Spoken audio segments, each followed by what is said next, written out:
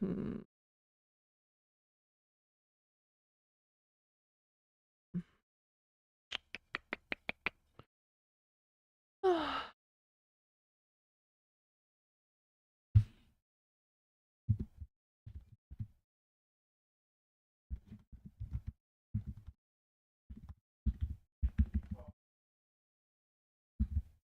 Okay.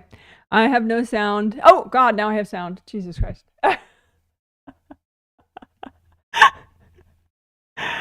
That's so wrong. The only thing I did is I took a cable out and put it back in.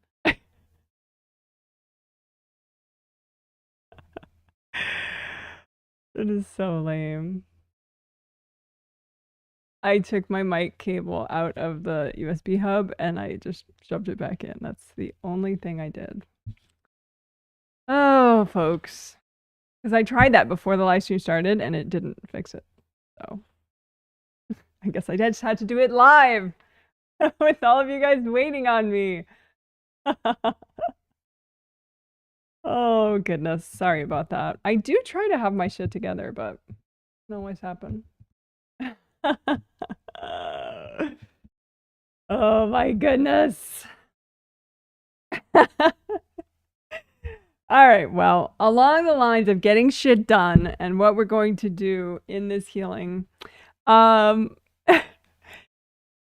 it's going to center around clearing enough fear that you can get present enough so that you can then clear fear dynamically and it doesn't bubble up and feel intense. Because you can have fear that's completely subconscious and you're completely functional, and you're productive and everything.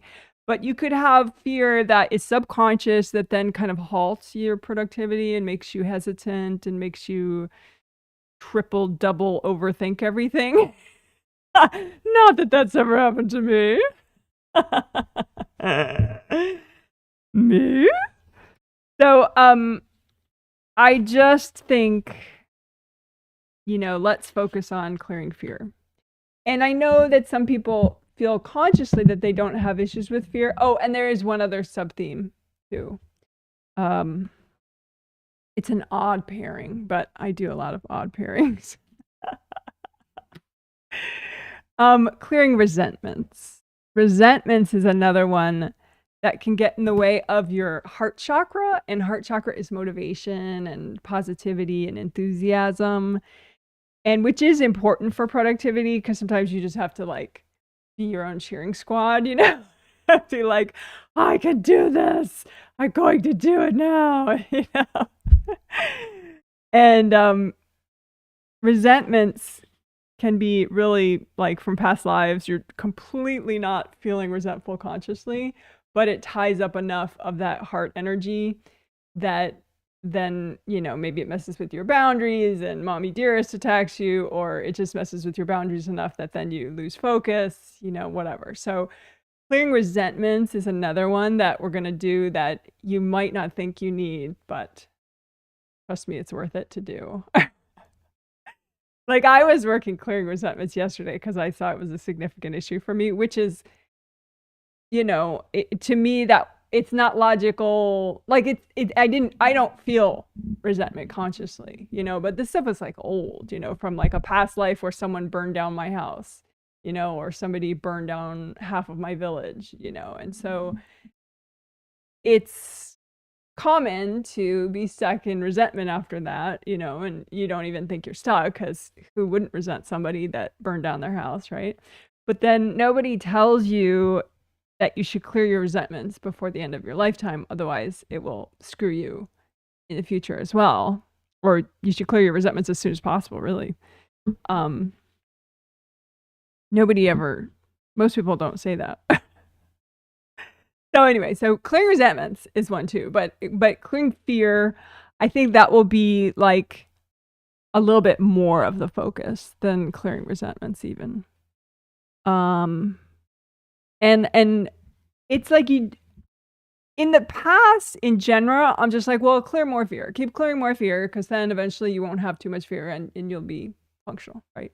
And it won't be paralyzing or anything, even subconsciously. Which, it's not that that's not accurate, but I'm hoping today's approach will get you there sooner. Because with today's approach, I want to, and of course I have another silly term that later I'll forget, I'm sure, but to sort of name what we're doing today. But pants blocks, like wearing a pair of pants.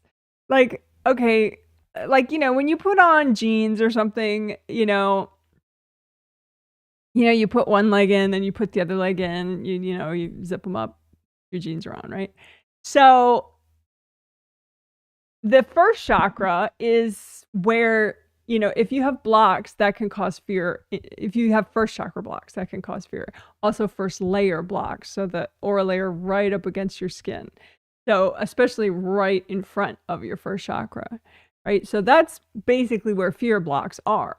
It's blocked energy in your first chakra or your first layer, anywhere in your first layer, but especially right there, the blocks will move there when they're triggered. And then if the fear blocks are not triggered currently, they'll just migrate, maybe you'll shove them back here, your first layer behind you, right, up against your back or somewhere.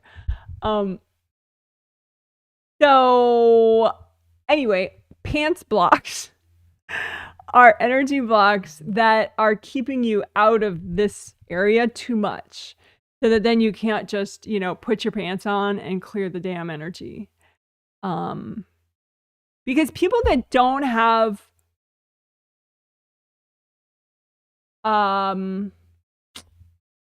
people whose fear is not impeding their productivity anymore, it's not that they don't have any more energy blocks in their first chakra or first layer. It's not that they don't have any more fear. It's just that they are present enough and kind of hooked in enough to their own body that they can clear it dynamically as it triggers. And so it's not as much of a thing, right? But if you have pants blocks, I'm calling them, so you can't put on your pants, like you can't get the legs in, and so then when the fear triggers, you're out, and you just don't have the right leverage to clear the fear, and it feels too scary and overwhelming, and so then you just kind of, go in a fetal position and rock yourself. I mean, hopefully not, but you know what I mean? It's just paralyzing. So we're going to clear enough pants blocks so you can get in. So then you can dynamically clear fear, as it occurs. So that's sort of the number one concept for today. Clearing your pants blocks. Which are sort of key fear blocks.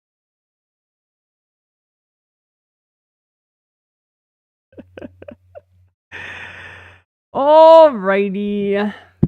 Fun times.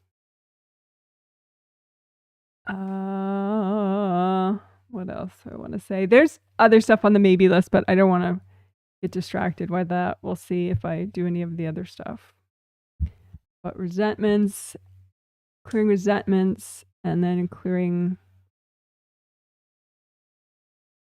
fear, pants blocks. We could also say like, yeah, I'm just going to say it like that. Stupid terms. Yay for stupid terms. That's stupid, but a bit odd, maybe. Alrighty, so that's that. Let me...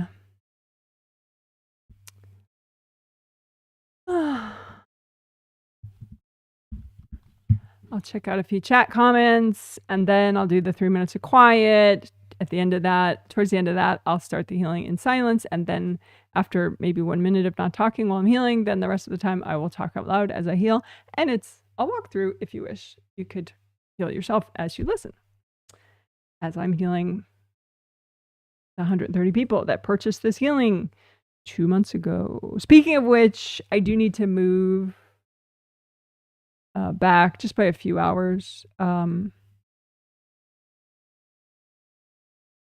When my sessions go up, when my healing sets go up on sale on my website, they always go up on sale on the 15th of each month, and then it's for 2 months ahead. So on September 15th, that's when November healing sets go on sale, and the themes and dates are listed on my website if you're curious.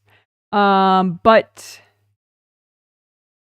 usually they go up, well, more or less within about 10 minutes at noon, which is a half hour from now, noon my time, Pacific in the US. But obviously I'll be doing the healing at that time. So I can't do two things at once. I can barely do one thing at once. So anyway, so the sale will be pushed back several hours. Whenever I'm done with the live stream, that's when they'll go up shortly after that. So I will post a clarification on my website about that. And I should probably email people maybe a day ahead just to say that, so people are ready about the delay. People know the delay. Okay, but that's in general. You know, whenever the twin set, one of the twin set healings is on the 15th, then you know the sessions will go up a bit later, usual. But if you get my news emails, then you get an email as soon as the sets go up on the page, on the purchase page. And if you don't get my news emails, but you would like to, you can email me and ask to be put on the list, janet@jwhealing.com. And I don't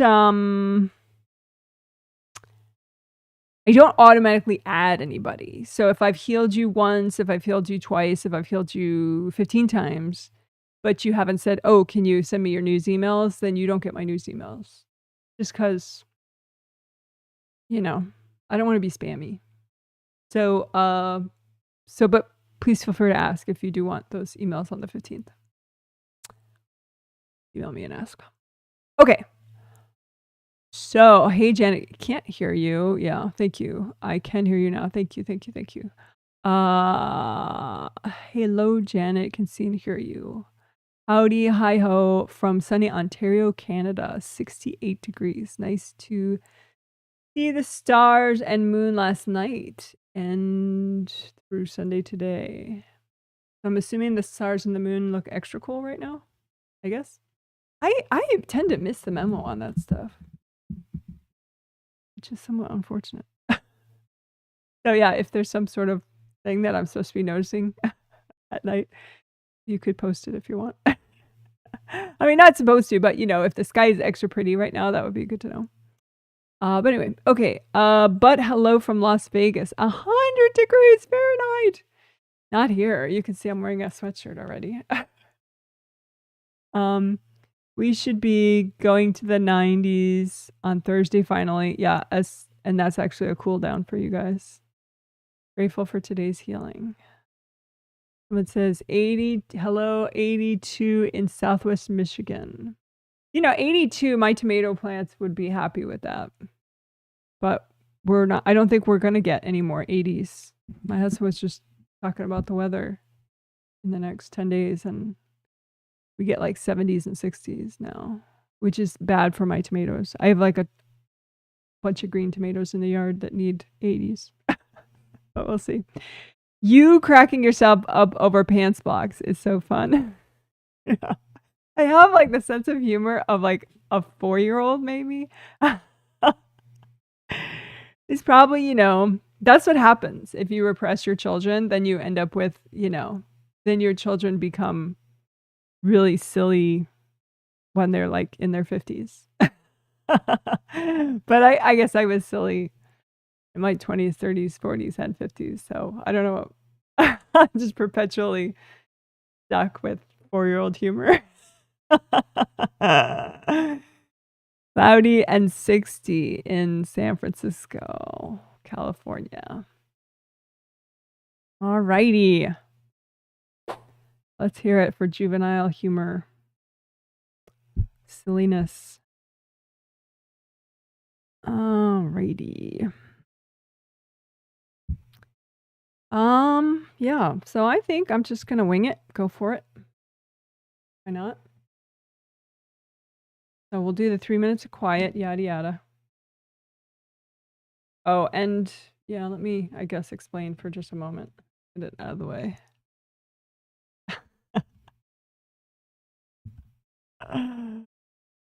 All right. So if you're a newbie, you wouldn't know this. Everyone else is like, Janet, please stop talking about it.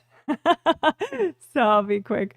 But anyway, this is a hand chakra. It's right in here, even if you didn't know you have it. It's really trippy once you finally discover them. You're like, whoa, are you kidding? Yeah, but anyway, they spin, they generate energy unless they're all like gunked up and damaged, but hopefully they're not. So that's that. Hand chakras and fingertip chakras, one in each fingertip. And all chakras generate energy if they're functioning properly. And the color of the chakra defines the color of the energy that they're generating. And so, and color is vibration. So I'll use them interchangeably, those words. But so you set the hand chakra and the fingertip chakras to a metallic gold color with your intention. That's fine. If you can't see gold light, you probably can't at first. So just set with your thought or intention your hand chakra and your fingertip chakras to a metallic gold color, and therefore that's going to be the color of energy that they generate. And that's what you use when you're healing yourself, because it really works. It's good. Like fast moving, but not too much. Like white is too fast. White is like, I've had a lot of coffee and I need to stop drinking coffee.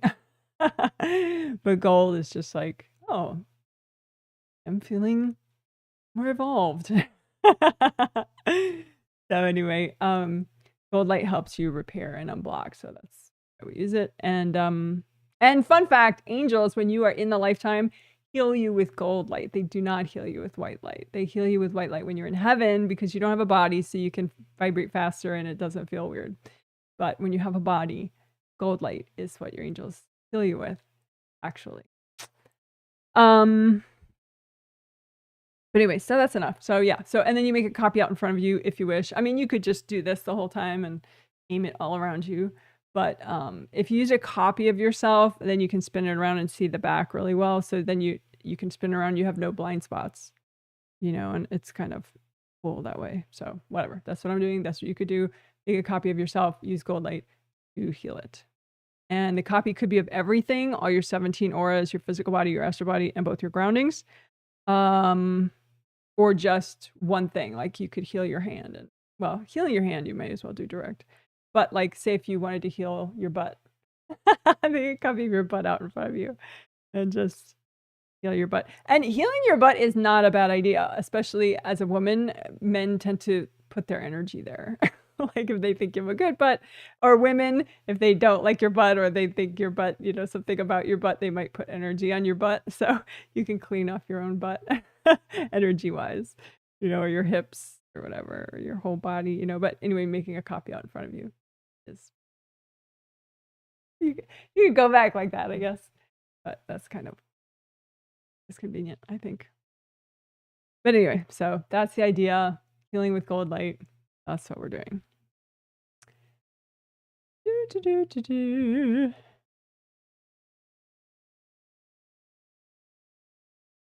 So now the quiet time where I stop talking, finally.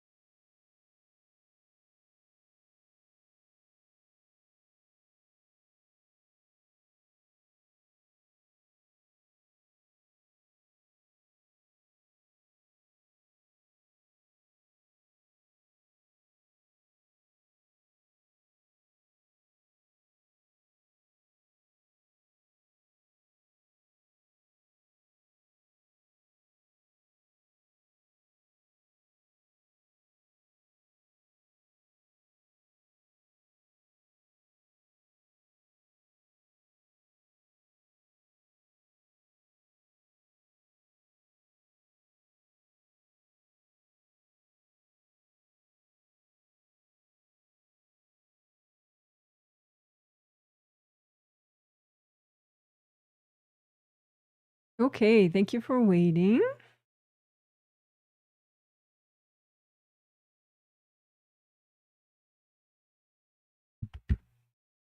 Alrighty, let's do grounding. So you can get rid of your old groundings, make new ones. 2 groundings, one for your physical body energy system, including your physical body aura, nice and wide, and one for your astral body energy system, including your astral body aura. You make them wide, make them come up high as your 3rd chakra, below your sternum bone, and make your groundings both the same color, red or orange or yellow, whatever you prefer right now. And you make a copy out in front of you of both your groundings, and you comb through them, because they can get cloudy and weird and stuck.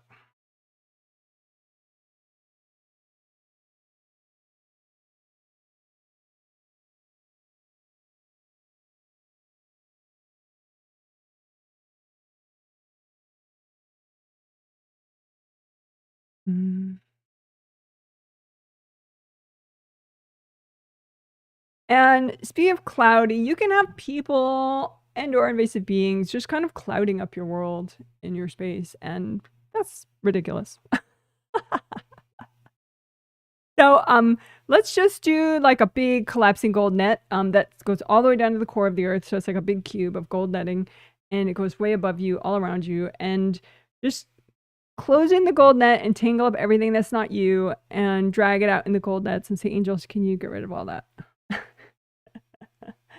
One more time. Big gold net all the way around you, all the way down to the core of the earth. Nice cube. Close it in. Collapsing gold nets, right? Collapse it in. Tangle up all the junk that's not you. Drag it out. Angels, here you go. Alrighty. So now you can comb through your grounding more. See if that made a nice difference for you.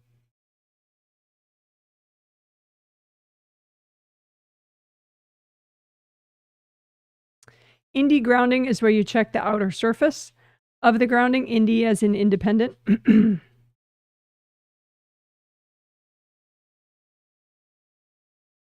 And you just use gold light and melt away anything that's attached to your grounding. It's usually just people. Maybe you did that, they did that, whatever, just melt it away. Da, da, da, da, da, da, da. And while we're at it,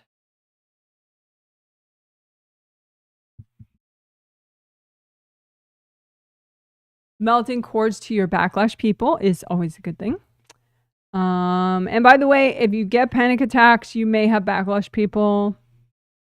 Just so you know, obviously you have repressed fear that you need to clear, but you could have people throwing energy at you, which damages chakras, which is very destabilizing and triggering your fear and blah, blah, blah.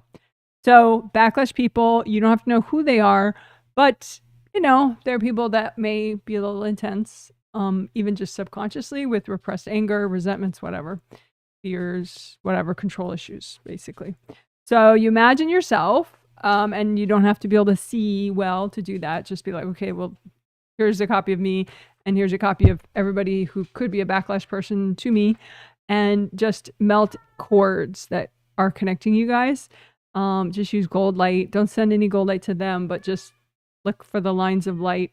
Imagine the lines of light in between you and them, and melt them away with gold light. Melt away whatever baggage within you the cords anchor into.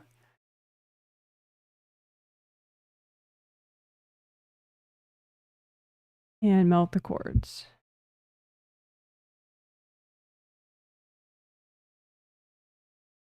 Generally, backlash people, they don't like you to change. It's a little unsettling to them, and they'll whack you for it, throw energy, right? So just if you melt the cords, then they're less aware of the changes that you're making. And so it might not bother them anymore. So just melt the cords, melt the baggage within your space that the cords hook into. All right, good enough.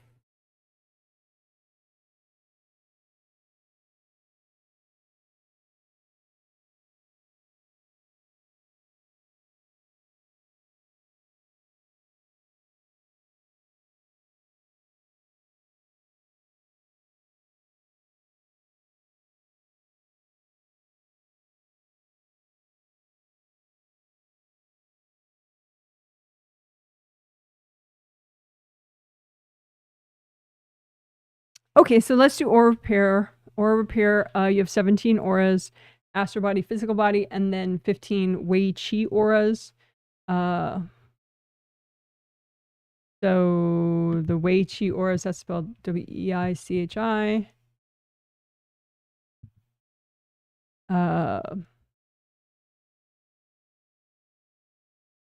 15 Wei Qi auras, but we're going to repair all 17. So there's the 15 Wei Qi auras, and then there's the astral body aura and the physical body aura. Right? So 17 auras. So you just imagine them all out in front of you. They just looks like bubbles of energy around you, right? Big force fields. So just imagine them all in one place. Run gold light through them. Clean them out. Melt away junk. That's not you. And aura repair has to do with, because melting away junk, that's more like unblocking, which is good too. And we'll do that too. But aura repair has to do with rips. And you don't want rips in your auras. Rips leak out energy. Rips attract invasive beings and invasive people. Rips tire you out. So we don't want that. Right? So, because your auras are supposed to protect you and protect your chakras and your functioning and your sleep and everything. So, if you have rips, then your aura can't protect you anymore. So if people throw more, then your chakras get damaged and now you're really not functional. So you could just find all the rips one by one and repair them like that, or, you know, location by location. But we're going to repair all of them at once, which is very newbie friendly if you can't find where the rips are. So you just create a copy of a rip, a composite copy rip that represents all the rips in your 17 auras, and then you repair that with your intention that repairs all the rips at once. So you have your composite copy rip, you say to yourself with your intention, okay, well, this rip represents all those rips, so I'm going to, you know, go for it. And just use sticky gold wax, which is gold light from your hands that sticks to whatever's not you in the rip, and because there can be a lot of junk in the way of the repair. So you use sticky gold wax and make a big lump of that junk and lift it out and give it to your angels. Angels, here you go. So again, sticky gold wax. The junk could include hard objects that were thrown there to create the rip. And then invasive beings and invasive people. Just lift all the junk out. Angels, here you go. Then you get the gold light in as deep as you can, so that the gashes, the rips, they all start to mend up and grow back.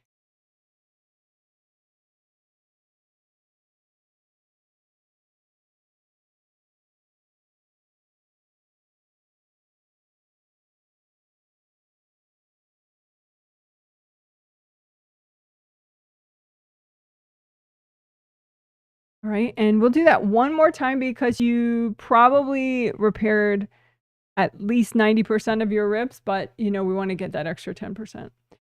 So, I mean, you may have repaired all of them, but we want to be thorough. So just make another image of a rip and have it represent any leftover rips that you still have in your 17 auras, and then do the exact same repair process.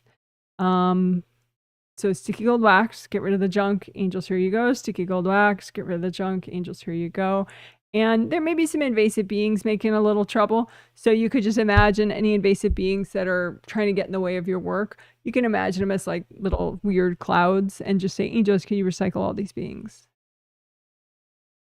And even if you didn't know you have angels, you still have them. And when you say angels, they listen, right? So just say, angels, can you please recycle these?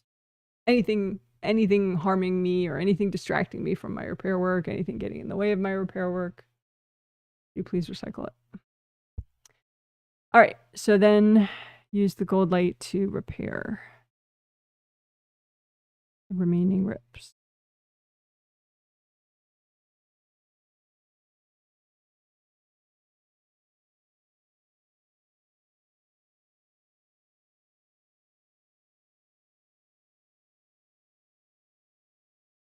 Okay, great. Redo your gold buffer zones. We do have a video on that. It's 18 minutes long. You could watch it if you search Janet Wright gold buffer zones. They buffer your physical body and your astral body auras. They're big gold buffers. You make them with gold light.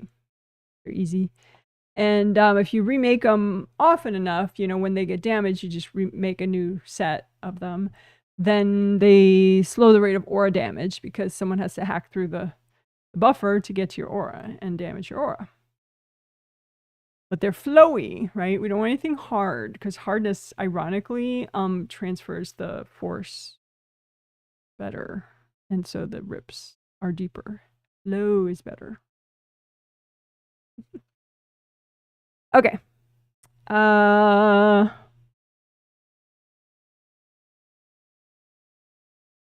Gonna really quickly repair gold mesh spheres. Gold mesh spheres are in your Wei Qi auras. There are 3 of them in each Wei Qi aura, 1, 2, 3, and they wrap all around you. And when they're repaired and cleaned off, they generate gold light, which is very, very useful.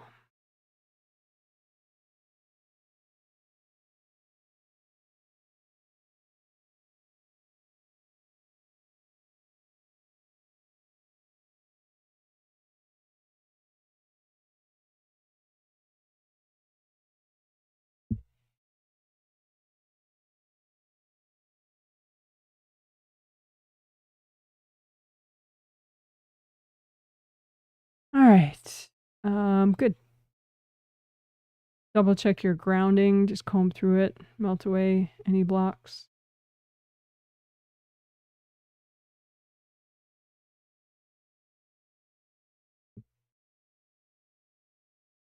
See my work, what I'm doing when I have my hands down low.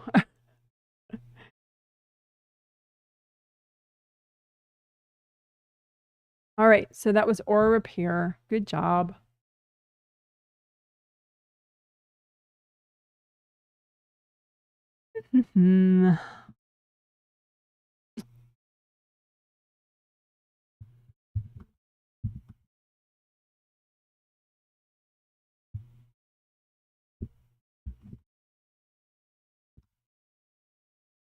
So creative rings are above you, 1, 2, 3, gold rings, and they come and go with you as a spirit. They're part of your astral body. So you make a copy of them out in front of you, your 3 gold creative rings, and you check for use gold light to heal them and double check that the gold light can be absorbed by each ring. Because you can have like sort of a hard film around them, and so the gold light isn't really going in well. And maybe that hard film isn't in the top ring, but it is around the middle and the lower ring.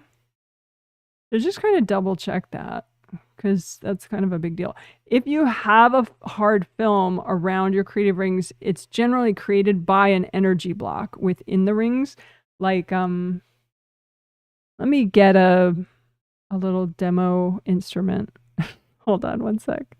It's going to be a dog toy. I'm warning you.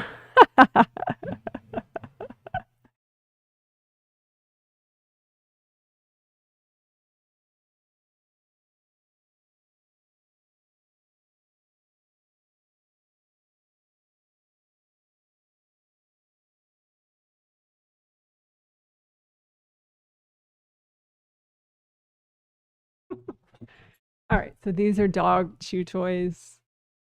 They're not really great because my dog can chew through them and like eat little bits of plastic, but comes out the other end. So, but anyway, so, but they're rings. So that's why I'm using them right now. So your creative rings, they're not this chubby, but whatever. They're dog toys. So, but if you have a hard film around them, or even just around 2 of your creative rings that blocks the gold light you're trying to send, then it's probably created by energy blocks that are either within the rings or just above, like in the middle part there. Because then invasive energy that's not yours can cord into the energy block, and it's got to go somewhere once it gets there. So then that's how it can just sort of bond to your nearby creative rings and just create this mess. So we don't want the mess. So we want to unblock within and all around your creative rings to make sure that the gold light permeates really well. Because when the gold light permeates really well, you can do way more effective healing. Because otherwise you're like sending all this gold light and your rings still look like crap. And you're like, gee, why is that? You know, and then you kind of get discouraged and you're like, well, I guess Janet's a better healer than I am, you know, which, you know, is not the point. The point is, if you clear the blocks, then there's no yucky film around them. So then your gold light really does proper work and does repair, etc. So, okay, so you have your 3 gold creative rings and you just melt away. So that was the explaining with dog toys.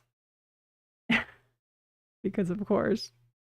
So unblock above and within your creative rings and melt away the heart chunks, which are energy blocks.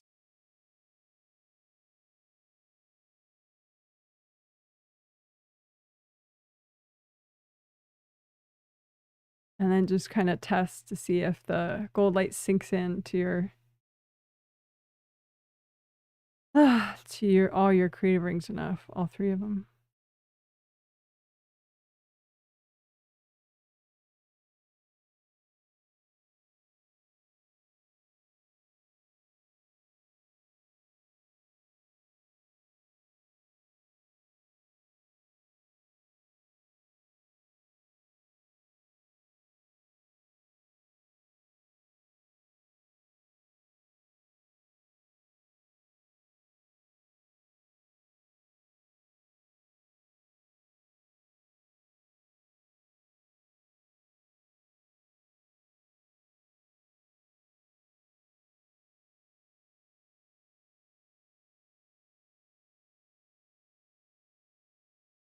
Because you could have some cracks that you're not noticing because of all the crud around the ring.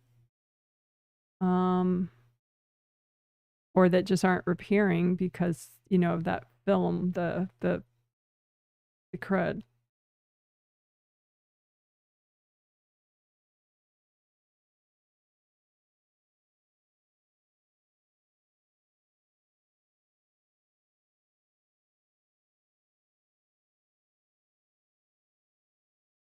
All right. And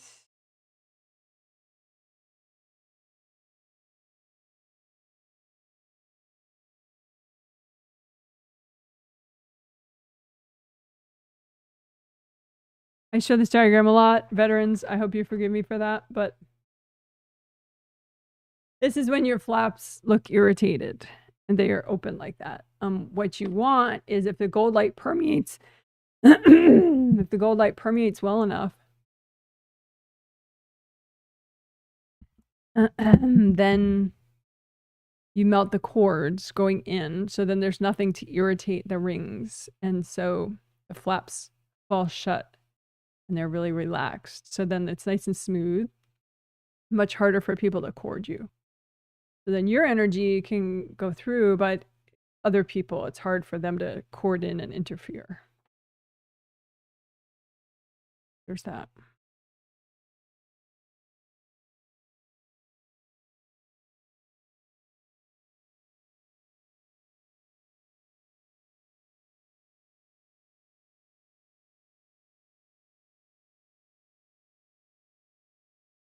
All right, cool.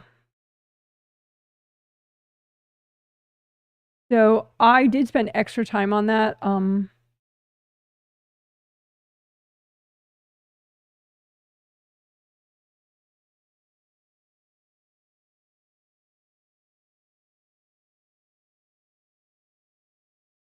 More unblocking than usual, just to make sure the gold light absorbs properly into the creative rings, especially also the lower 2, not just the top creative ring.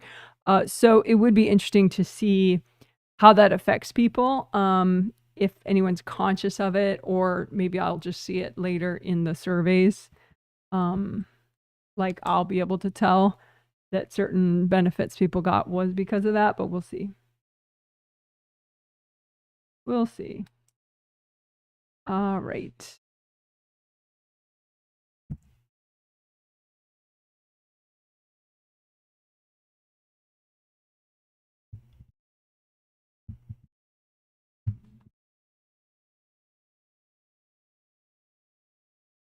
Okay, so this is a basic chakra shape, an open cylinder.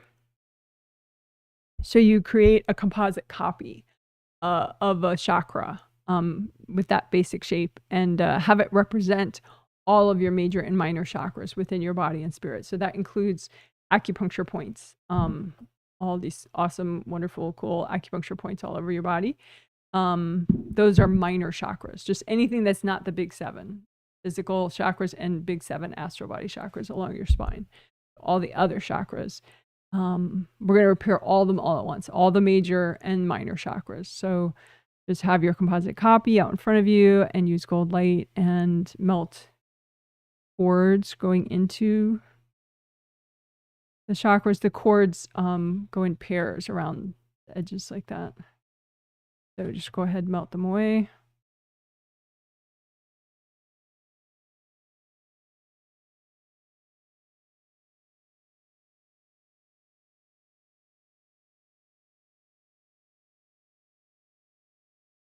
And unblock as you work. So there could be just big bunches of hard, crusty mud right there or right here. They're just energy blocks blocking the flow of the chakra. So just keep melting that junk.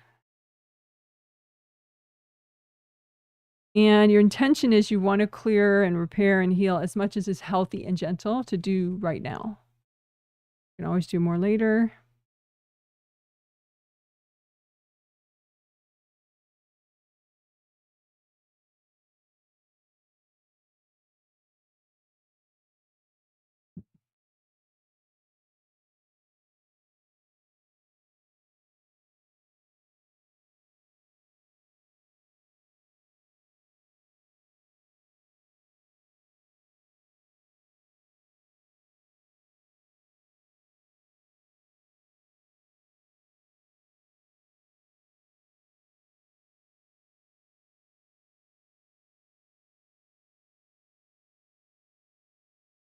You want the surface of the round openings to be like the surface of water, like in a glass. You know, water surface kind of bounces and ripples. So that's how you want your energy to be right there. But if there's too many blocks, there's no ripple. You know, it's just, so you want to get rid of all the blocks so that everything's all bouncy and flowy in your energy.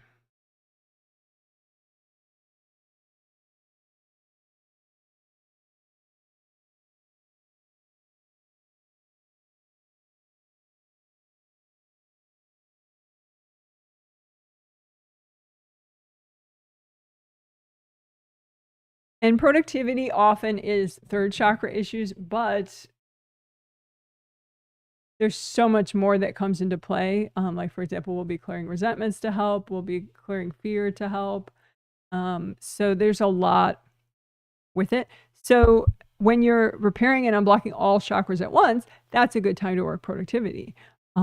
Just because, you know, what you can do is you can lift out any energy blocks in the way of your productivity that are healthy and gentle to get rid of from any chakra, all major and minor chakras, right? So you're lifting out your productivity blocks and just melt them with gold light. Lift them out. You could hand them to the angels. Angels, can you help me with these? Lift out your productivity blocks. You could blow them up if you're healing yourself. Lift out your productivity blocks. Melt them away with gold light.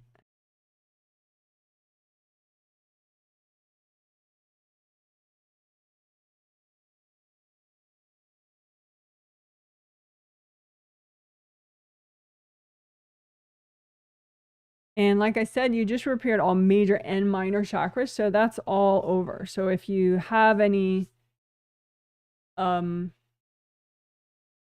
desire to stretch or give yourself a little massage or, you know, move around a little, that's okay. You know, it's understandable. Keep breathing. And the flaps also, just like the creative ring flaps, you have flaps around the outer surface here that you want to have relaxed and shut so that your energy can go in and out, but you don't have these, you know, flaps like that sticking out. So just keep melting cords so that all your flaps relax and fall shut on your chakras.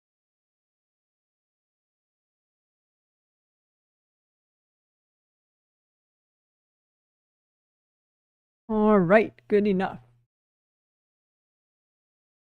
That was chakra repair and unblocking.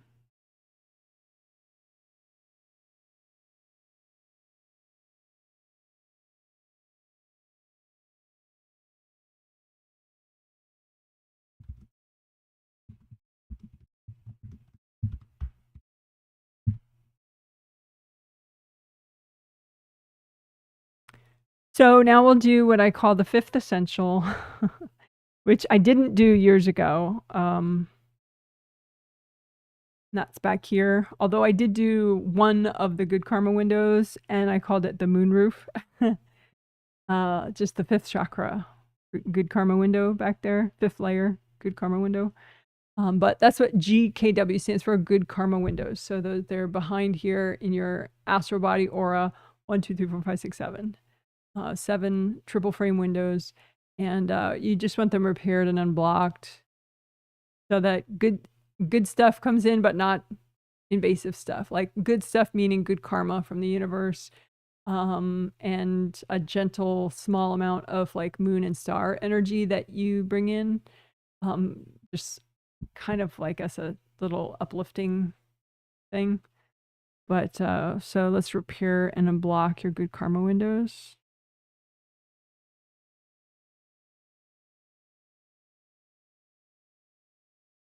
Also, when you bring in new energy to manifest new change, part of that comes in through your good karma windows, part of your energy. But if they're blocked too much, then obviously that won't happen.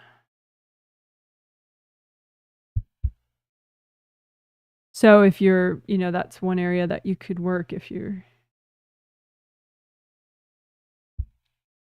but it's always good to work this area, which is why I call it your fifth essential. The other 4 are the ones we just did in the healing. If you're thinking, what are the other 4?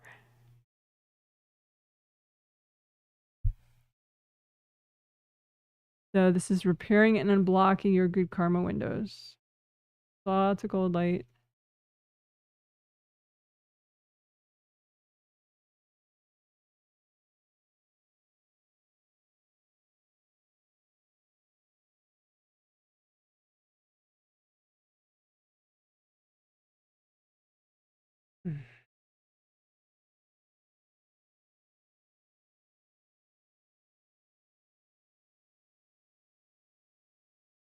You want to make sure nothing is kind of weaving through there to access your base of skull points and or your upper chakras.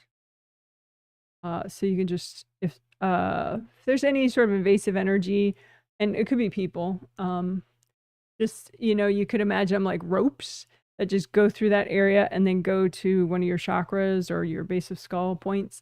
So just yank out the ropes. I mean, not yank, but surround them in gold light and move them out. Come to your angels. Angels, here you go. Surround them in gold light. Angels, here you go. Angels, here you go. And maybe give yourself a little massage.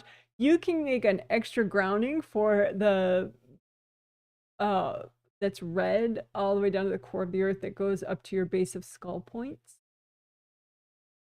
And the base of skull points, those are traditional Chinese medicine acupuncture points. So those 2 rows, horizontal rows, one at the level of the top of the ear and one at the level of the bottom of the ear there. Those rows of acupuncture points, which are shown as dots, but are actually small chakras like this, but really, really small. And red, energy-wise, red is a good color for all your acupuncture point chakras. Yeah.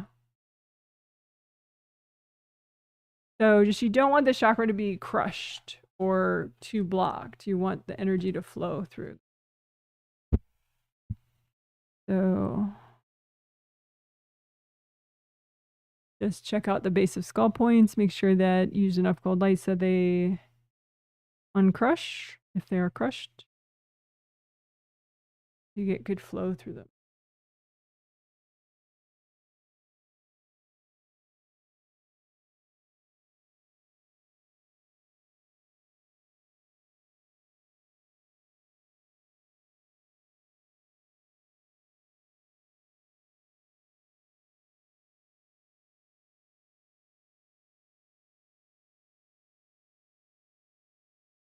So again, if you look at yourself in a profile, you know, just check out your good karma windows, your base of skull points, and just if there's any energy coming through, anchoring into your base of skull points or your upper chakras, just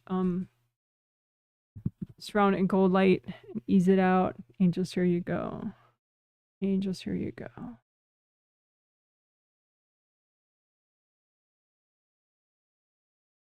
And your flow zone is in that area as well.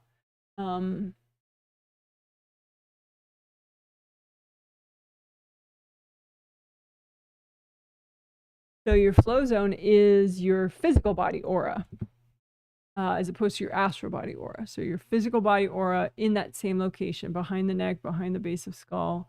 And also it includes around and in the neck, your flow zone around and in the physical neck. So just unblock there. You don't have windows there, so maybe it's a little simpler. You just have the physical body aura layers. So you just want flow. You don't want any hard chunks of energy. Just melt all that away.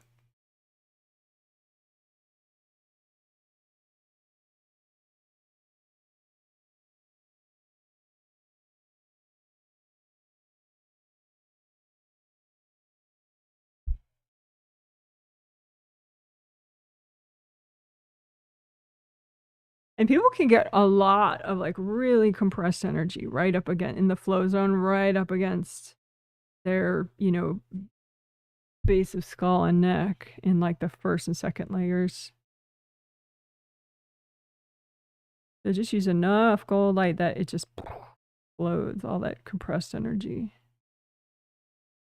Clears. Because you need flow to be fully present. It's like you're a fish and you need to swim through water. Fish can't swim through rock, right? Only through water. So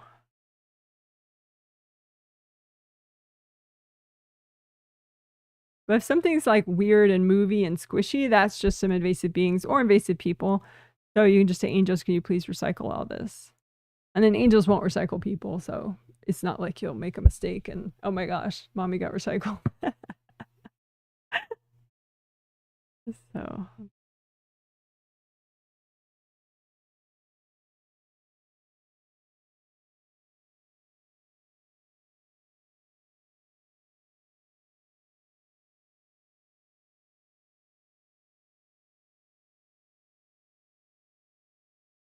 around your physical neck, you can have just like rings of hard compressed energy around. Kind of like a turtleneck sweater, you know, just like around. So just melt that away with gold light or lift it out. Give it to your angels. Angels, here you go. Angels, here you go.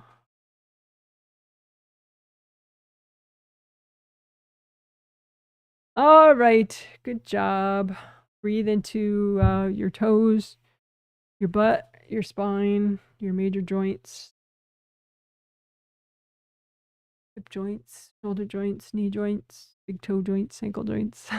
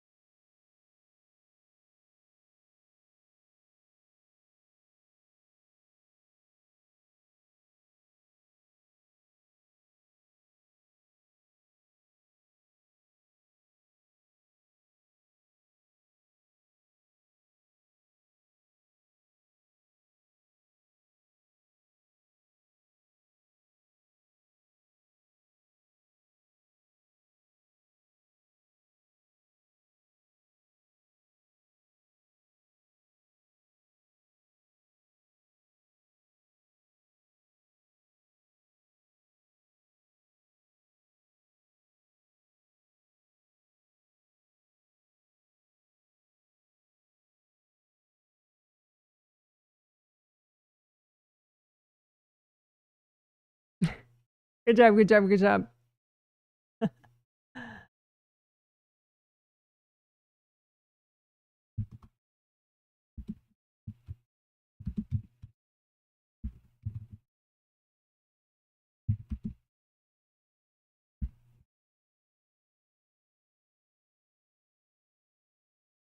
Okay, so we're just gonna do some extra unblocking. That helps manifesting, helps productivity, personal power.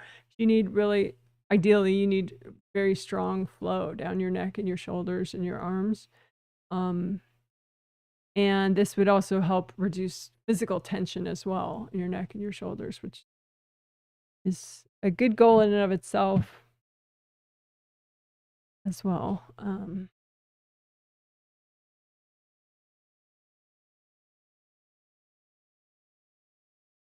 So tree trunk blocks, it's the tree trunk image is like as if that's the trunk and then the root flare at the base of the tree where the roots kind of fan out a little before the soil level, hopefully. That's the root flare. And so the trunk parts here, the root flare would be, you know, shoulder joints or hip joints or knee joints or ankle joints or big toe joints. So it's just a pathway for potential invasive energy. It's also a pathway for you. You know, that's the ideal. So we don't want the invasive energy to come through there. We want you to come through there. And so you're like, it's like all these connection points that you have with your body to like super anchor in, right?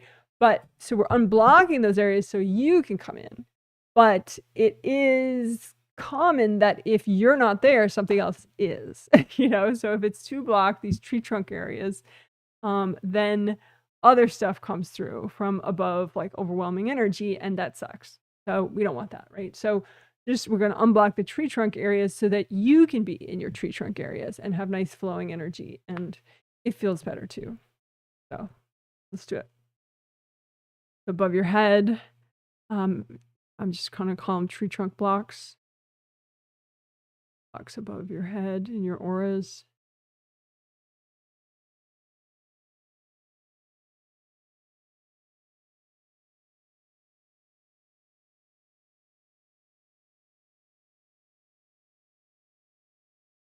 And then, you know, how it flares out to your shoulder joints. So unblock your shoulder joints, any tree trunk blocks in your shoulder joints.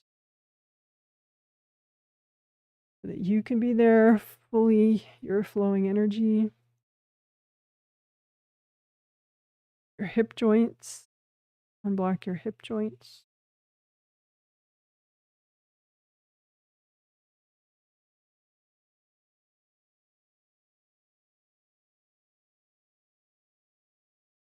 And again, we're doing it to the extent that's healthy and gentle to do right now. So not forcing you to do too much, just whatever's going to feel good and help you get your shit done and sleep or better, that kind of idea.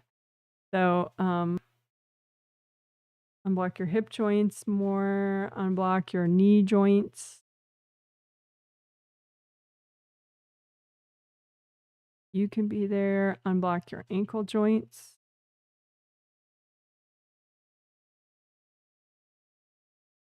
And your big toe joints. And all your toes, because you do have traditional Chinese medicine meridians that begin or end in a whole bunch of your toes. So, but especially the big toe. Let's do that extra.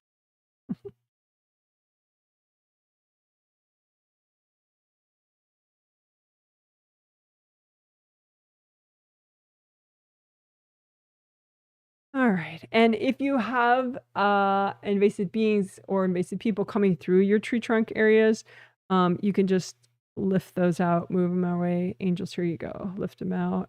Angels, here you go. Lift them out. Angels, here you go. Couple deep breaths. And again, you be in your tree trunk areas.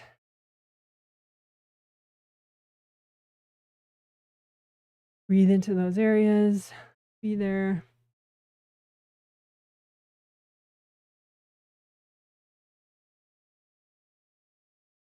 If there are any invasive beings in the way of that, you can just imagine them as little bossy clouds outside of you and just say, angels, can you recycle these beings?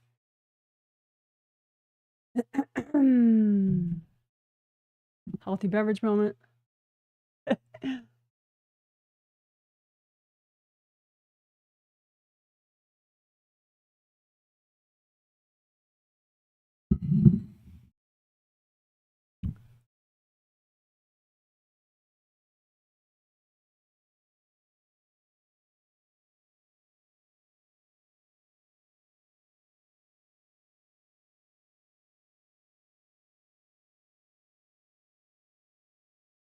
So we do this sometimes, but not every time we do the tree trunk area, is clearing agreements.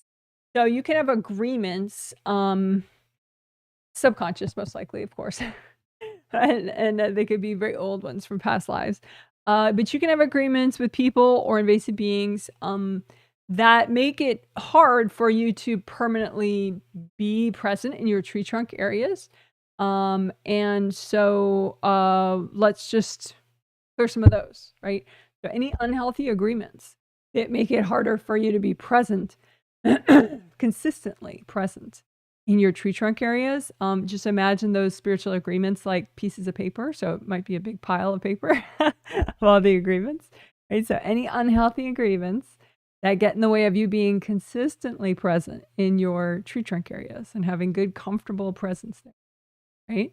And so all those agreements, the angels, is it okay to clear all these right now? And then go ahead and melt away the agreements with gold light.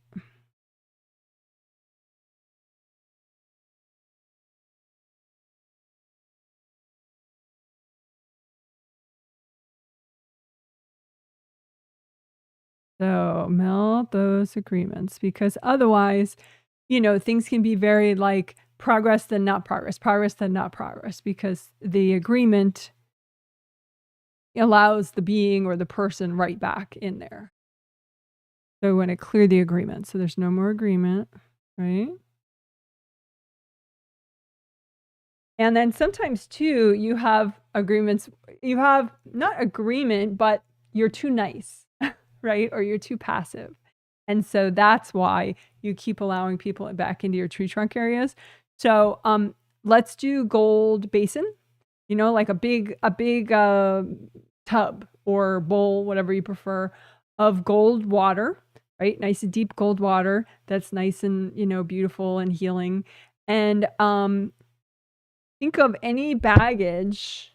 Just imagine any baggage. It can be subconscious, so you don't really know what it is. But any baggage that causes you to be too nice, like we could call it doormat baggage, right? Any baggage that makes you a doormat, that, like you kind of are a pushover, and so people can just keep coming back into your space, into your tree trunk areas, or, people can, or invasive beings can keep coming back into your tree trunk areas, right? So what's your doormat baggage, right? That makes you be a doormat or a pushover, right? Or too nice. Or passive, too passive, right? So what's your too passive baggage? And just soak it in the gold water. And as it melts, then you get nice gold wisdom bubbles that pop gently around you, like cute little bubbles. And so it just validates that you get to learn. You get to clear this old trauma, whatever it is, or whatever it is that makes you be that way, makes you be a doormat. And that way, and you get the wisdom.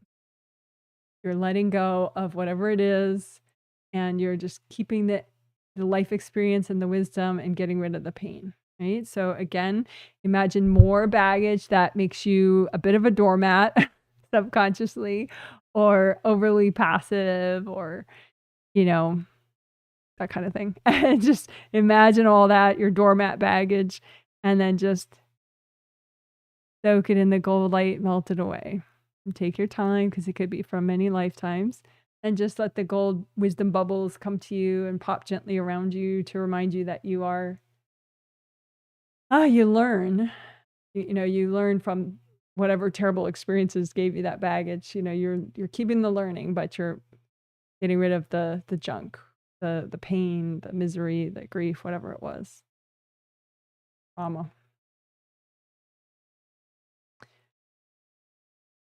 Alrighty.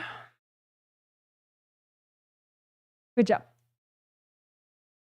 So Then the V and the X areas, V area is right up here. So we'll just do a little extra unblocking there in your physical body aura in particular. So we want you to be present there. If you're present and flowing there, it's a lot safer, this route, and it's like nice and self-contained, and your energy stays in there and stays flowing. So just unblock your V area above your neck and shoulders, like a V like that.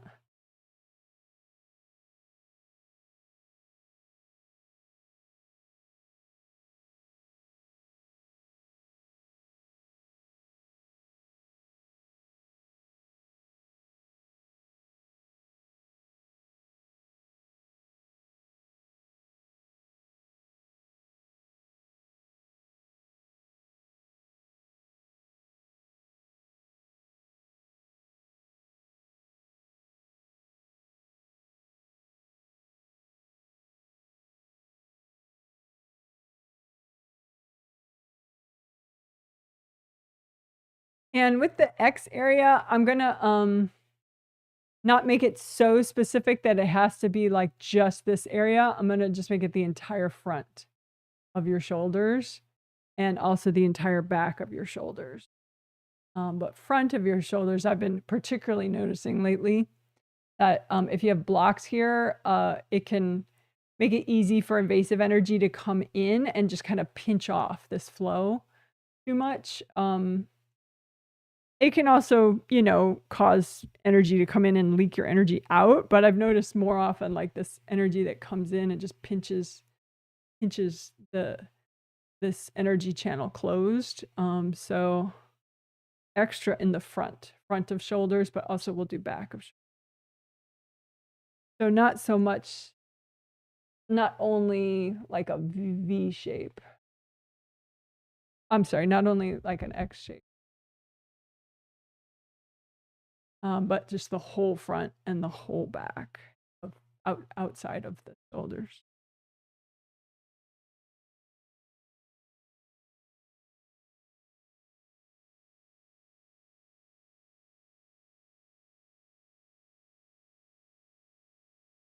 So, you know, just front and the back around each shoulder. And the shoulder pads, that's like, you know, like football players, American football player, big shoulder pads. So if you have blocks there too. So we're basically doing all around the shoulders in the auras. Unblocking.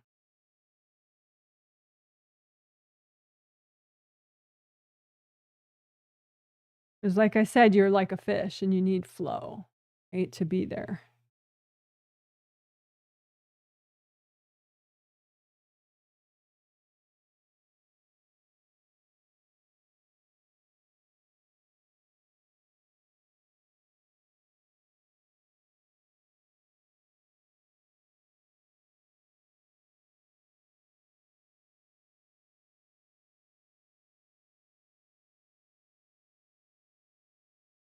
So you can just comb inside the energy channels down your neck and down your shoulders and down your arms.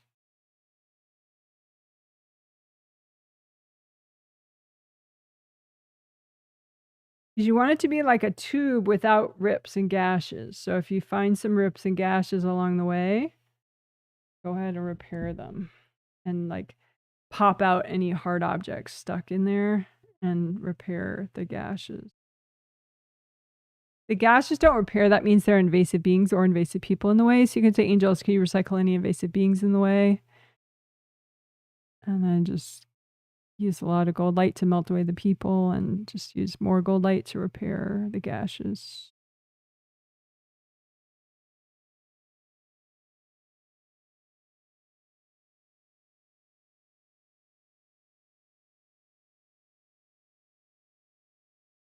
All right, good job.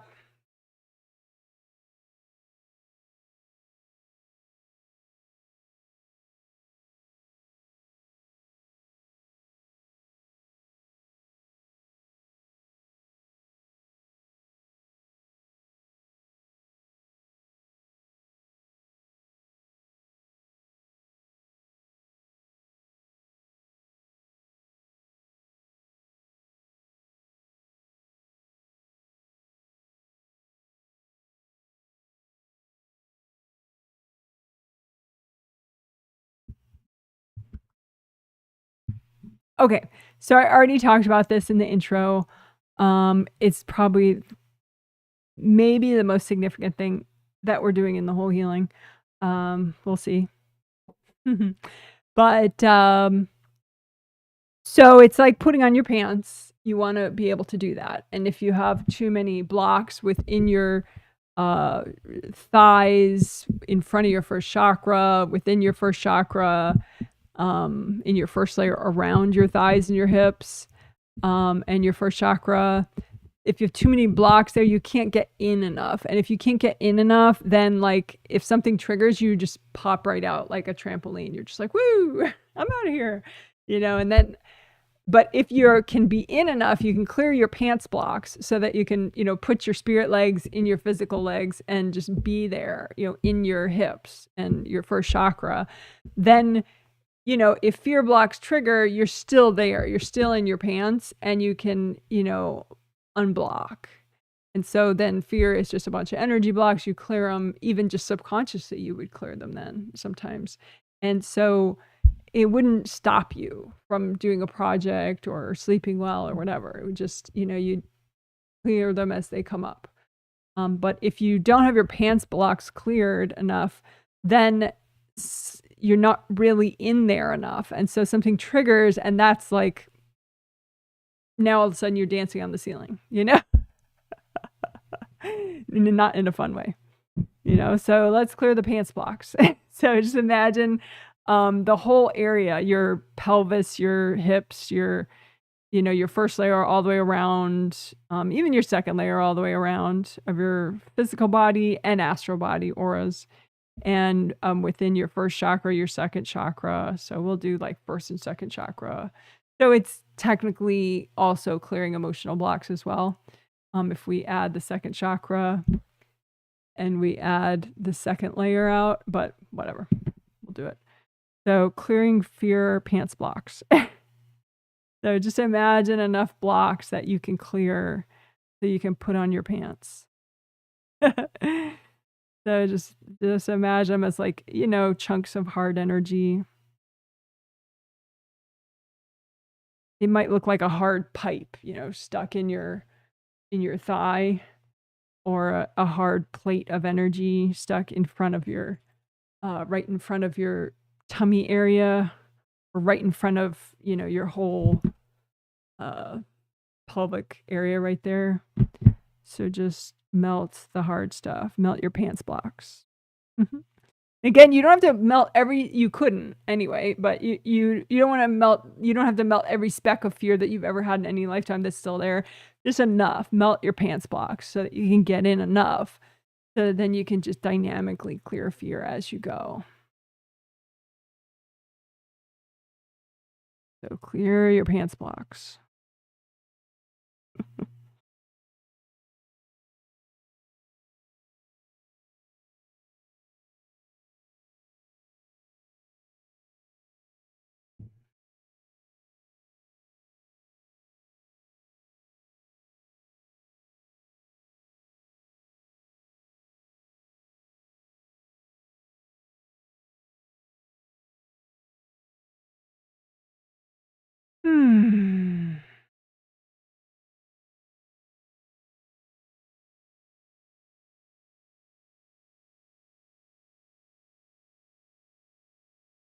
That's why sometimes, people that have panic attacks, it's like I might not seem as, I might seem a little overly cold about it. And I'm just like, well, just clear the fear, clear the blocks. It's just blocks, because if you're in your pants area, then it's just it's a much simpler thing, But if you have panic attacks or, kind of strong anxiety and someone says that to you, it's like, you just don't get what I'm going through, do you? You just don't get it. So it's the difference between being in your pants area and not being in your pants area. If you're not in your pants area, it's just like, whoa, like a free fall through the infinite of fear, That's what it feels like. So let's clear the pants blocks so that you are not free falling in infinite fear.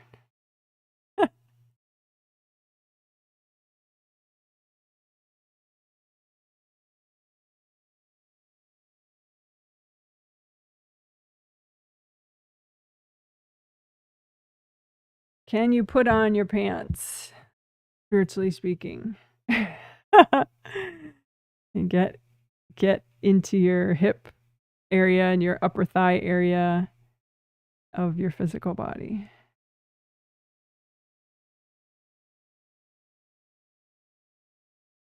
Because it's hard to protect a turf if you're not even there in the first place. If you're there in the first place, then you kind of hold your ground, you know. But if you're not there yet, it's more complicated. So just clear the pants blocks so you can be there.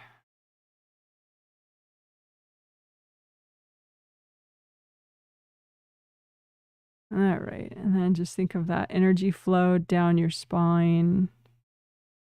And I'm going to put up a diagram of the pelvis bones.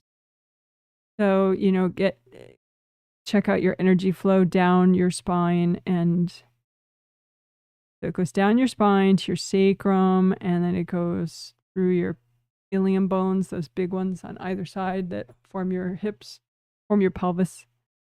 And then it goes down your hip joint, through your hip joint, down your leg, through your knee joints, down your lower leg bones, to your ankle joints, feet bones, all your cute toes.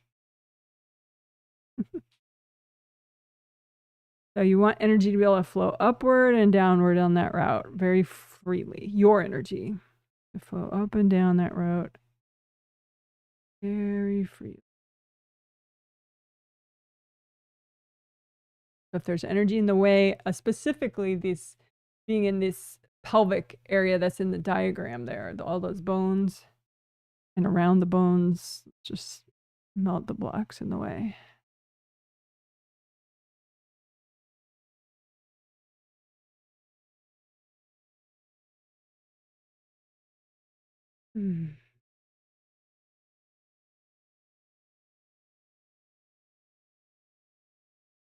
All right, good job, good job, good job.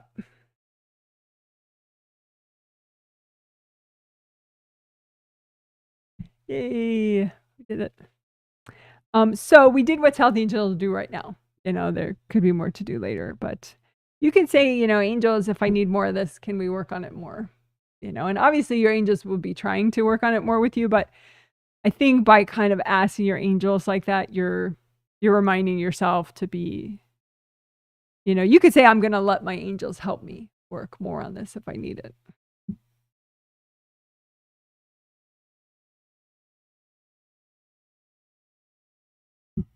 All right.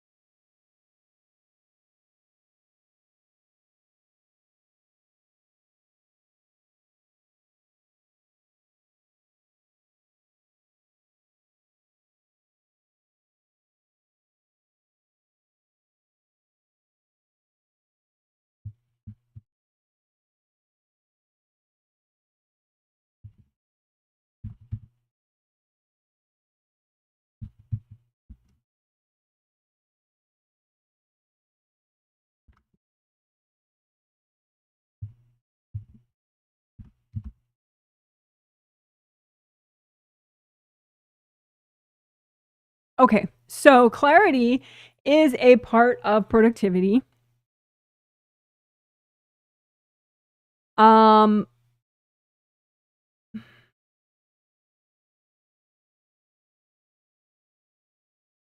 sometimes part of the problem with productivity is you don't know where to start.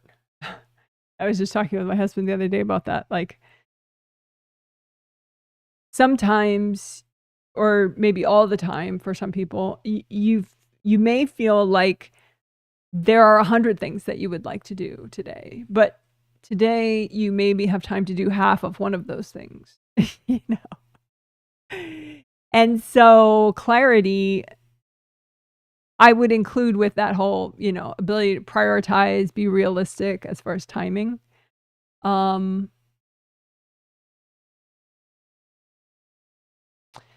going to have clarity be sort of a larger sense of clarity, including prioritizing.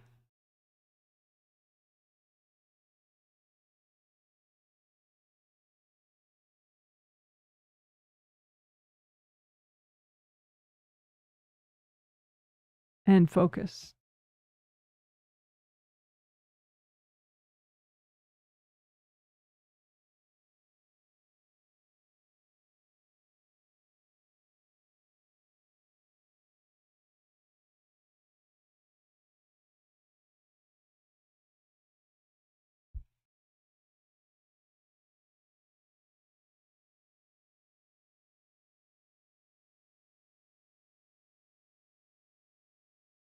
You know what? I'm going to do one thing before this, and I'll explain.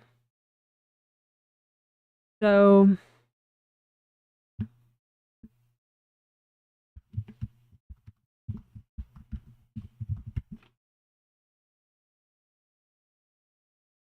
okay. So we're going to clear timing pain. Timing pain is what I'm calling where you feel like you want to do 100 things, but you don't have time for 100 things. But you really, really, really, like, it bothers you that you can't do the 100 things today and right now. And I think timing pain might start for many people in childhood, because, you can imagine like some 3-year-old kid who's like, why can't we go to the beach all day, every day, forever? Or why can't we eat hot dogs for every meal every day? Or why can't I never, ever go to bed ever again?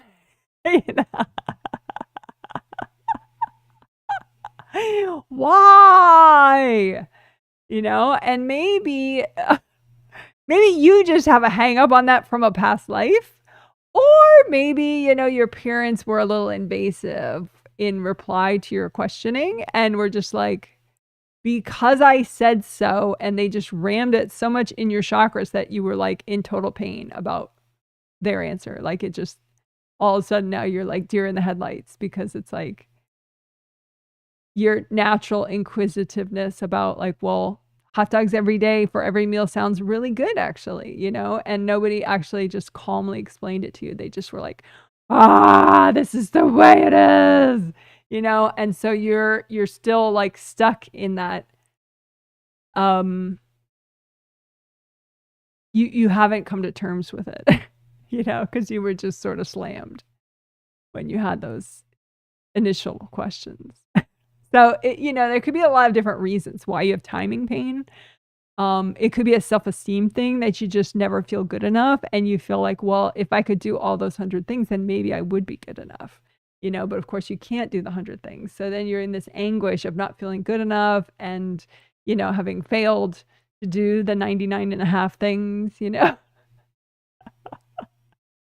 So we're going to clear timing pain, because I think that's, for probably many people, a big problem with productivity. Is like, well, okay, I could do this one task, but if I wasn't so bothered by the fact that I can't do the 99 other ones today, but I'm so bothered that I can't do the 99 other things today that I don't even barely want to do the one thing, because I know it won't be enough. So there's that. If I didn't get you guys even more triggered than you were. Well, it's okay, because we're going to clear it. But anyway, it's easy to clear. That's the good news. All right. Let's clear this shit. So, okay. That's timing pain. And again, like it have all sorts of flavors. You know, maybe you just got slammed when you had natural inquisitiveness. Maybe you have guilt and shame. Maybe you have self-esteem issues that fuel it, whatever. It doesn't matter, right? So you can blow things up if that's your mood right now, or you can do your gold basin with the wisdom bubbles. I can't blow up other people's shit, and I'm healing a lot of people at once, so I'm going to do the gold wisdom bubbles, you know, the gold water and the wisdom bubbles. But if you feel like exploding your pain and blowing it up, your timing pain, that's works fine too, right? So, but I'm going to do, okay, so you make a big gold tub of gold water, gold healing water, splash around in it just for fun. And then just imagine all your timing pain, you know, about like wanting to do 100 things at once, or, you know, not wanting to do these 50 things, but wanting to do those 20 things instead, and whatever, all your timing pain. And just say, angels, is it okay to clear all this right now? And maybe they'll take out like one of the 1,000 things that's in your hands, you know, and then just dunk it all in the gold light and just melt it all away. And just get your little wisdom bubbles coming to you as you do that. So reminding you that that's the upside of having gone through whatever you went through, is that you do get wisdom and learning, and you can get rid of all the pain. You don't have to keep the pain. Right? Deep breath into all your major joints. All right. Again, just imagine some of your timing pain, you know, about productivity, generally productivity related timing pain. But I suppose if you have other timing pain, that's fine too. But so any pain about timing, schedules, deadlines, priorities, wanting to do 20 things instead of the one thing that you have to do. So hold all that timing pain and just say, angels, is it okay to clear all this right now? And then whatever's left, yes, it's okay. So just dunk it in all the gold water. And as you splash around in it, just let it melt away all the pain. And then the wisdom bubbles come to you and gently pop around you, reminding you that, yes, you're learning, you're getting your wisdom consciously and subconsciously.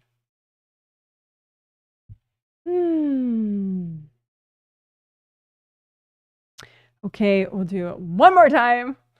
All right, all your timing pain, any timing pain that's healthy and gentle to clear right now. Just, if you don't like holding it, you can just put it out in front of you in a pile if you want, or make like a big meatball out of it. So just, yeah, let's do that this time. Make a big ball of all your timing pain and then dunk it in the gold light and just melt it away. Melt it, melt it, melt it, melt it, melt it, melt it, and let the wisdom bubbles come to you. Learning. Let all the pain completely melt away.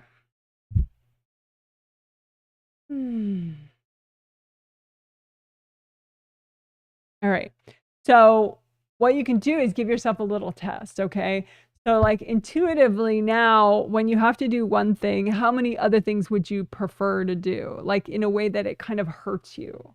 Not that just, you know, that would be nice, but like it bothers you that you can't do these other things. How many other things are there? So you want to do the one thing, or you have time to do the one thing. How many other things now are you kind of in pain that you can't do? Okay, and then before this experience, before the clear timing pain thing that we did, okay, if you wanted to do one thing, or you only had time to do one thing, how many things were you wanting to do and it kind of hurt you that you couldn't do? So hopefully, you know, the earlier number was much bigger than now, you know, or maybe you just, it pains you less, you know?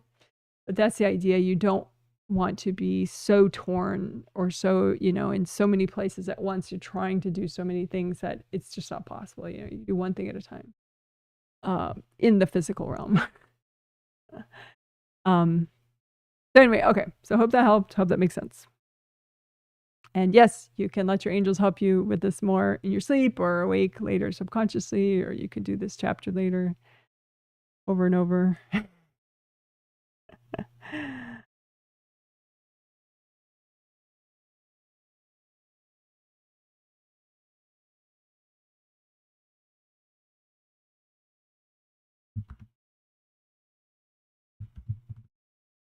So the other one is a little more straightforward, maybe. We can again use the same type of thing. You can give yourself a new gold basin with new nice fresh gold water in there.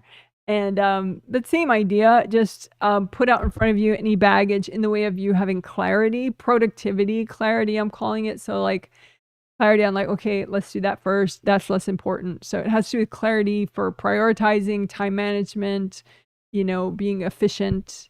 There's a lot of different things, timing, focus, so we're going to call that like a really broad productivity clarity, right? So any baggage in the way of your productivity clarity, and then just melt it away in the gold water and get your wisdom bubbles.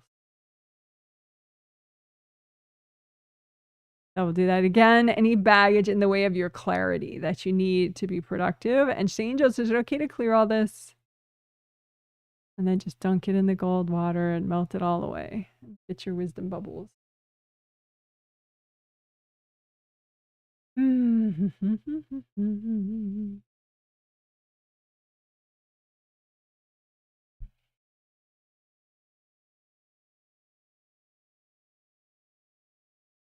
So again, it can be any subconscious things that are in the way of you being clear and decisive about productivity, and being able to prioritize, being able to order things, and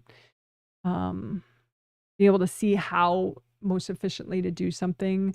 So I'm broadly calling that productivity clarity. So any baggage in the way of your productivity clarity, the angels, is it okay to clear all this right now? And then go ahead and dunk it in the gold light and melt it all away and get your wisdom bubbles coming back to you.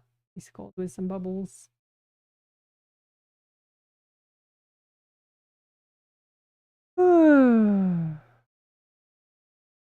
All right, and then you can clear away the gold basin. And you could give yourself flowers too. For productivity clarity. So just make energy healing flowers, as many as you need, out of universal healing energy. It can be gold light, rainbow colors. And say, angels, can you check my flowers? You're tuning them to the right vibration to help you with your productivity clarity. And say, angels, can you check my flowers? And then give them to yourself. So make more energy healing flowers to help nourish you for your productivity clarity. Angels, can you check my flowers? And give them to yourself.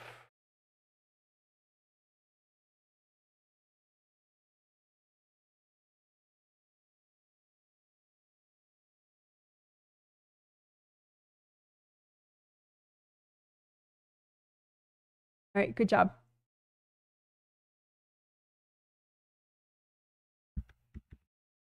I'm going to look at a sample person for a second to see what's best to do next.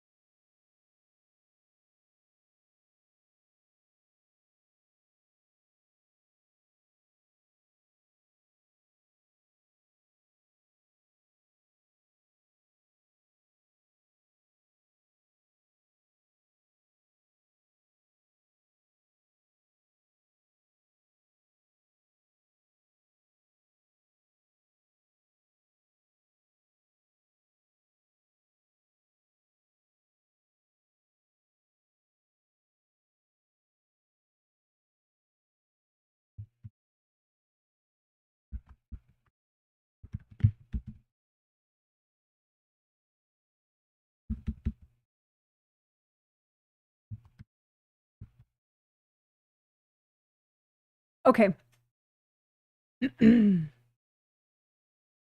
So I was looking at a couple sample people. That's why it took me so long. Sorry about that.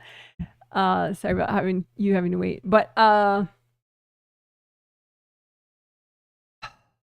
one of the sample people I was looking at, he's an adult. And his mom pays for her and her husband and him to get healings. And sometimes. And he kind of has a bubble of her energy around him, even though like his mom is evolved enough to buy him healings, so that's a big deal, right? But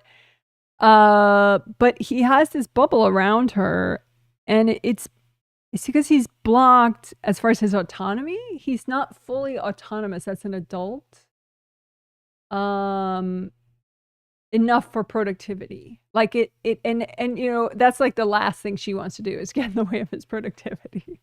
Like literally the last thing in the universe that she wants to do is block him from getting shit done. Like if anything, she's in there trying to get him to do things, but it backfires when you go into people's space. It's just, not a good thing. So there's that example, but then there's also, I was looking at somebody who pays for their 2 sons to get healings. So in both these examples, it was a woman blocking a man or a boy up, but it doesn't have to be that way. It's just a lot of my clients are women. So, but women can block other women up, men can block women up, yada, yada, But anyway, in this other example I was looking at, this mom blocks up her 2 boys. And again, it's the last thing she wants to do, kind of, like she wants them to be productive with their schoolwork.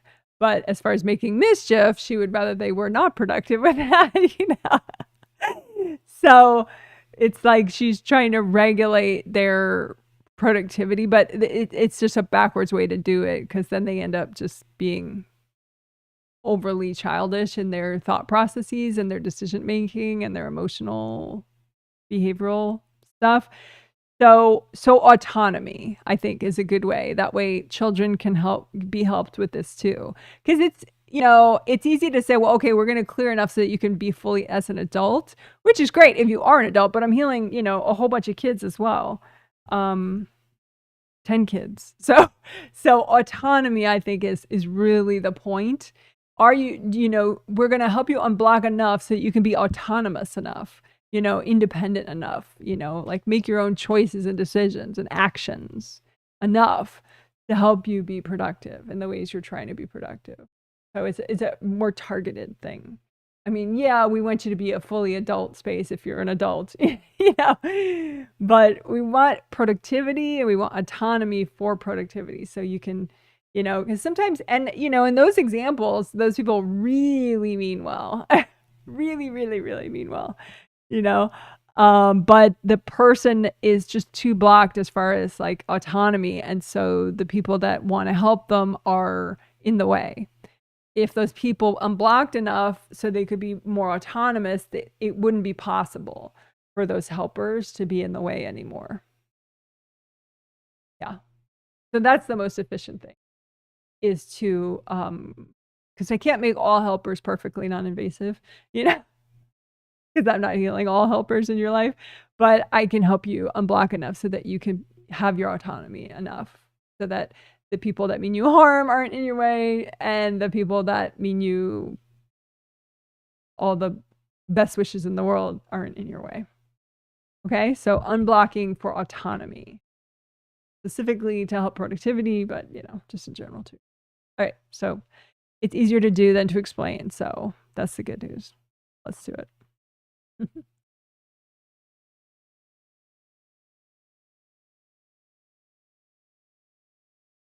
Oh, right. So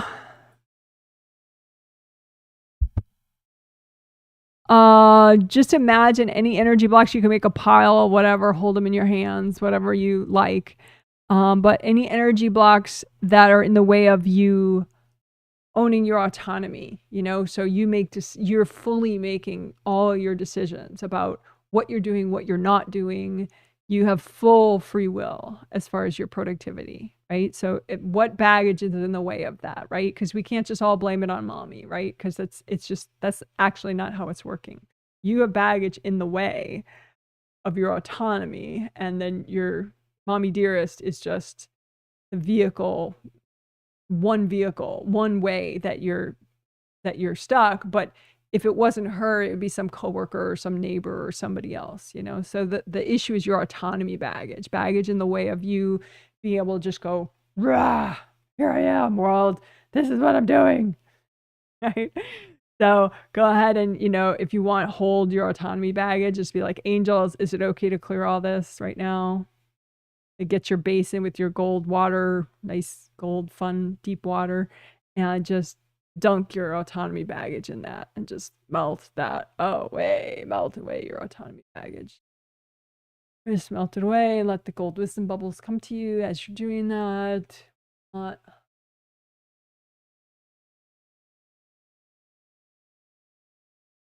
Okay, and make more, just put more out in front of you, whatever's next that is good to clear as far as your autonomy blocks. What is blocking you from owning your autonomy and for productivity?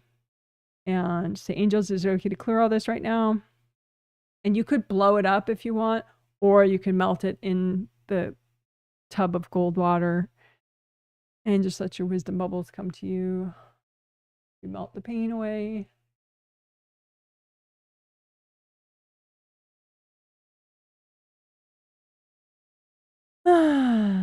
And you may have some invasive beings in the way of this kind of work. So if you have any invasive beings making this autonomy stuff harder for you, just angels, can you recycle all those beings?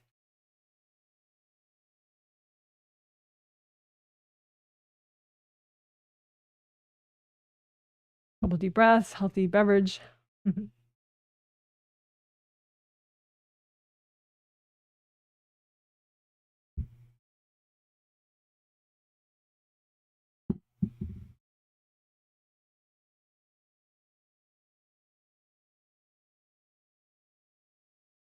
All right, we'll do it one more time, but I think that was almost enough. So big gold basin, gold water, get any autonomy baggage that you have within you, preventing you from being fully autonomous, owning your power to be productive and make your own decisions and choices. And angels, is it okay to clear all this? And dunk it in the gold water, melt it away. Get your wisdom bubbles coming to you as you melt away the pain. Keep the wisdom and the life experience, not the pain. All right, good job. Woohoo. All right.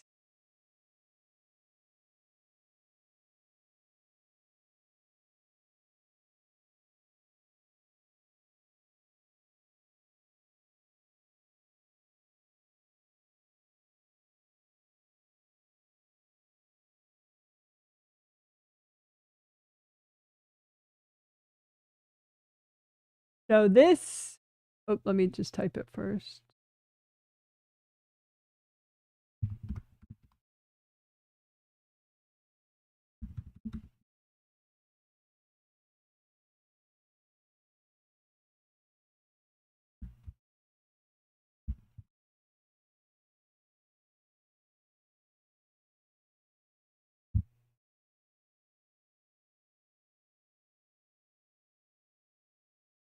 Okay, so clearing resentments, I mentioned it in the intro, and it might be surprising that you have any resentments to clear if you're not like somebody to like consciously resent anybody.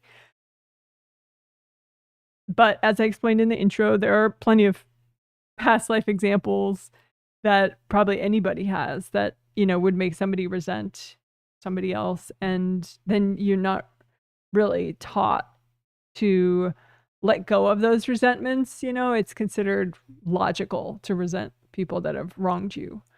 But the problem with that is it blocks up your heart chakra to resent people. Like resentment, the way you feel it is blocks in your heart chakra.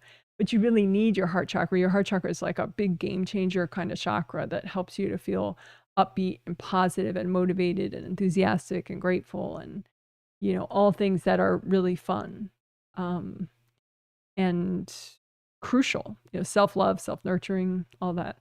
So it's not, you know, it's, let me just say, I'm explaining, but I have been explaining too. So I'm just continuing to explain here. You know, it's just not fair, you know, but energy work is not fair. Like there's nothing that has to do with fairness. It's very ironic, but it's not fair, you know? So like say, somebody named Frank harmed me, right?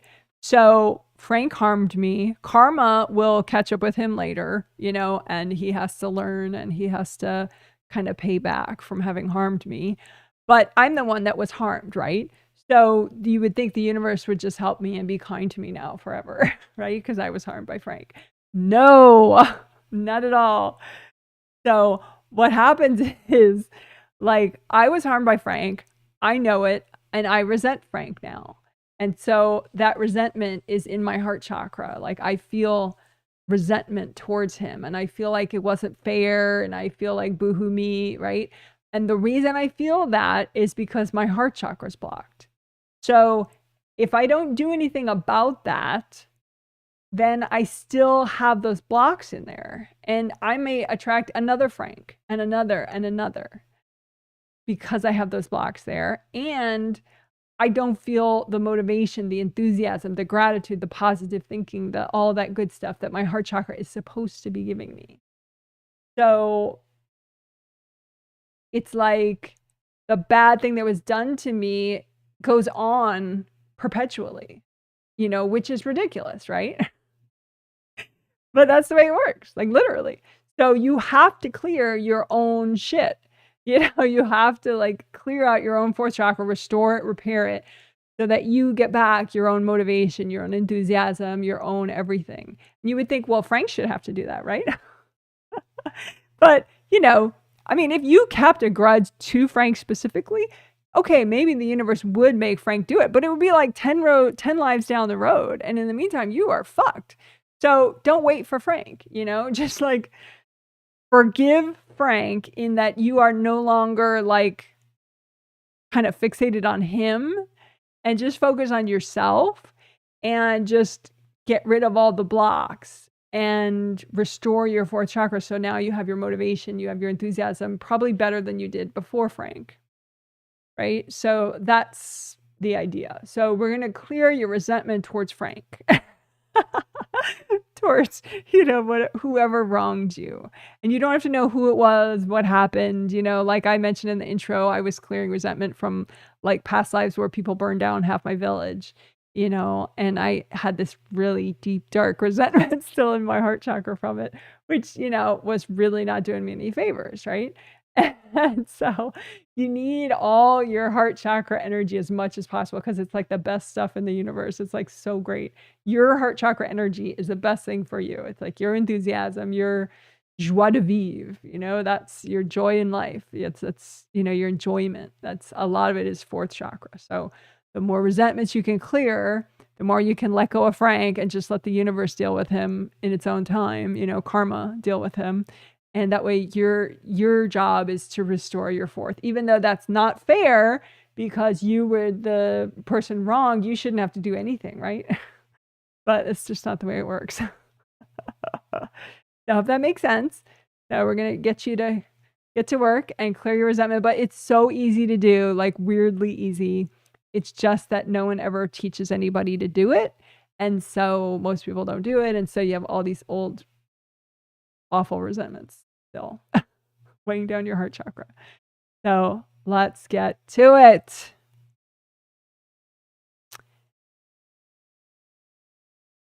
All right.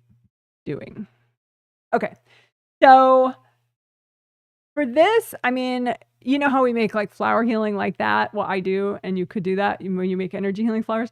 So for resentments, I mean, you could like just kind of draw it out of your fourth chakra like that and just hold it like that if you want. Or you can just imagine the resentments out in front of you that, representative of what you have, but you could just grab some out, some resentments and just get a sense of like, Jesus Christ, what's this from?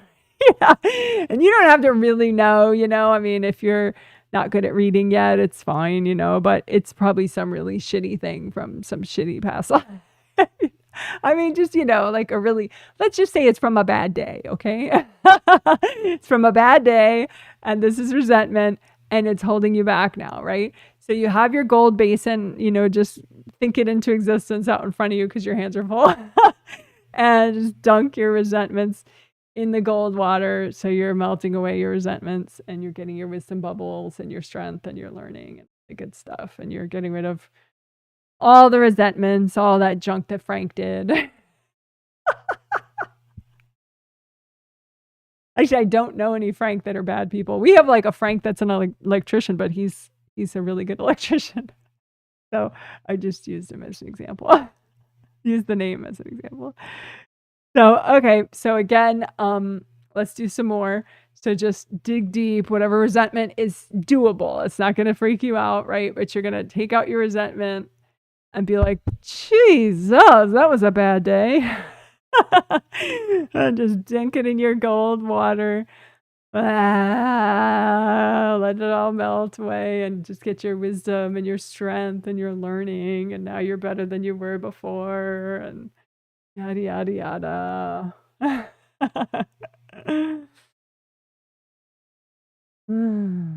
All right. You're a rock star. And, validate yourself as you're doing it. Oh, I'm so great. I'm so great. Let's do double confetti because you're so amazing. Right?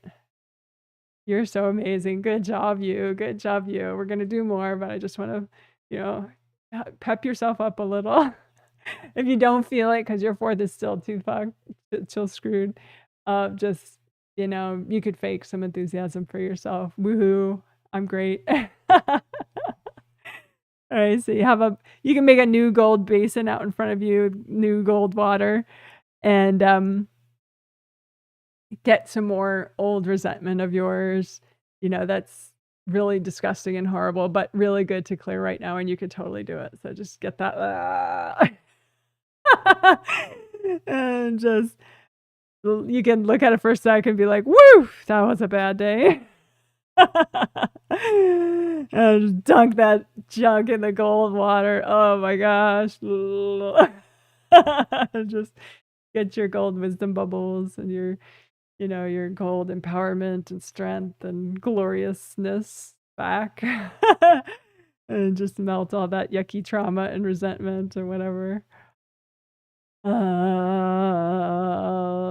right, so it's all gone.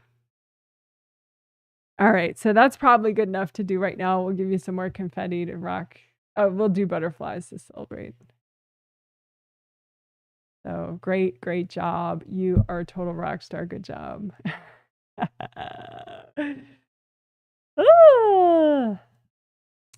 So we'll just do a little extra fourth chakra healing too. So your fourth chakra, center of chest, round opening in the front, round opening in the back. Green is a nice color for both fourth chakras, astral body and physical body fourth chakras. You can imagine both of them together out in front of you and just use gold light, melt cords, melt energy blocks. Maybe I triggered some stuff that's still triggered in your fourth layers. All that talk about Frank. Damn him. And just melt your resentment towards Frank. Unblock your fourth layers. Like the top of your fourth layer, the bottom of your fourth layer. Because remember, you want the good stuff, right? That your fourth chakra can give you. You want the enthusiasm, the self-love, self-nurturing. You want that warm and fuzzy happiness that the fourth chakra can generate.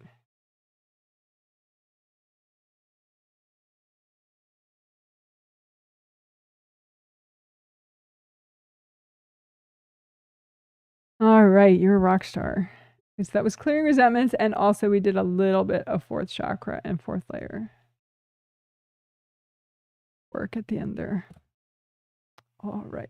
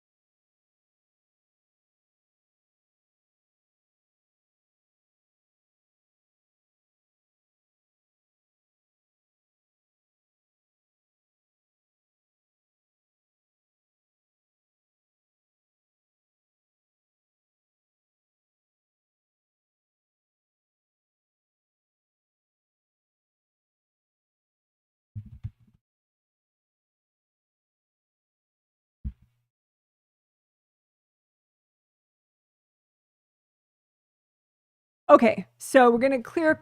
We're almost done. I just want to do a couple more things. Quick things. So, copies of other people's pain. So, for example, you may have a partner or parents, or friends, and they have problems. And sometimes it might not be so fun to hear about their problems or just to know about their problems and that they're not fixing all their problems. That might bother you. You may feel burdened by your friend or your partner or your parents' problems, whether or not they talk to you about them. And that can be a literal thing. Like you literally have a copy of their pain in your space. And it doesn't necessarily mean that they dumped it in there, though. Some people are dumpers, and they do that. And they will dump a copy of their pain into your space because they want you to know how they're feeling. That expression, misery loves company, is like, this is sort of the well-intentioned version of that, where like they actually don't mean to hurt you, but they don't want to feel alone. They want you to know what they're going through, so then maybe you'll want to help them, they think. So anyway, so those are, I'll call them dumpers. They just will dump a copy of their pain in your space.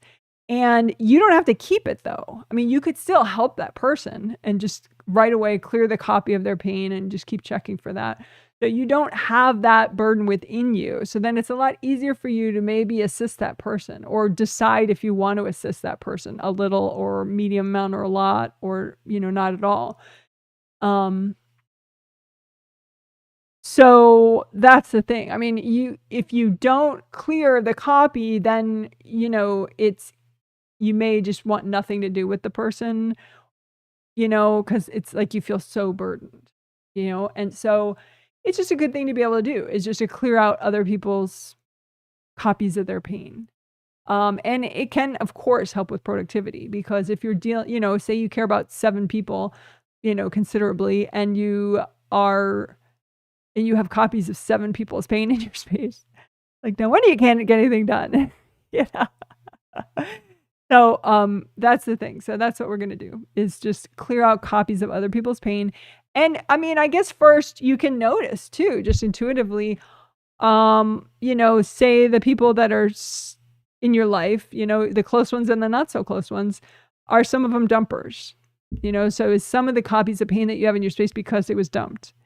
And then are you a copy taker? Do you consistently take on copies of people's pain? And you might be.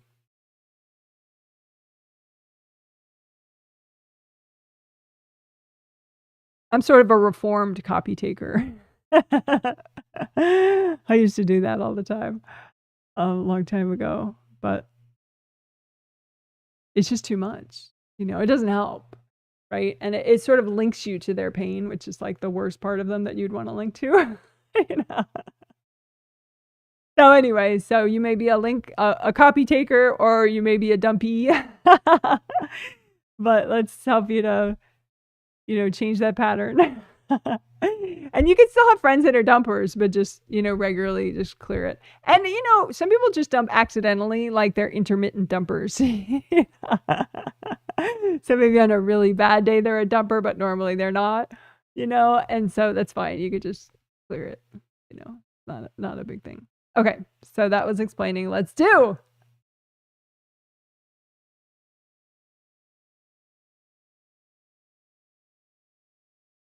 Okay. So you could you could separate, okay, these are the piles of people's pain that I took on. So you can see how much of a pile taker you are, a pain copy taker you are. And this is the copies of people's pain that was dumped in my space, that's still in my space. So how much of a dumpee are you, and how much of a copy taker are you? Right? And then just melt them all away with cold light.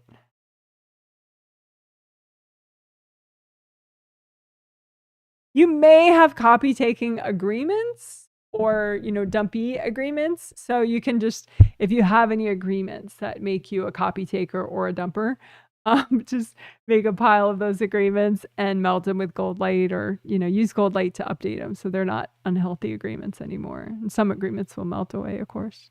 You can say, angels, can you help me with these? All right, good job. So let's do that again. Because you did it once, maybe you're ready to do more. But you can redo your grounding too, red or orange or yellow, both your groundings. Comb through your groundings, because they may be wide, but then they're knotted at the bottom. You don't want that. You want wide and flowing all the way down into the core of the earth the whole way. Wide all the way down.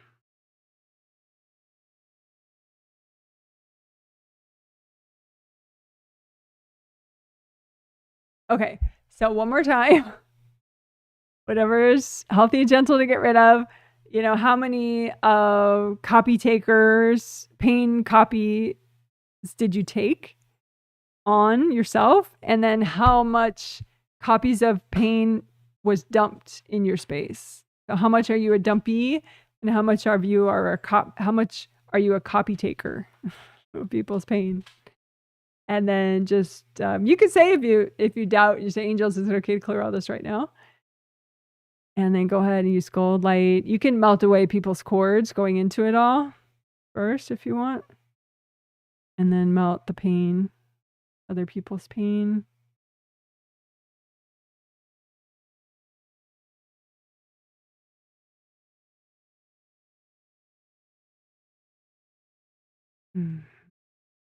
All right, good job. Good job. What a rock star. Woo, woo, woo, woo. You're so amazing. Yay. All righty.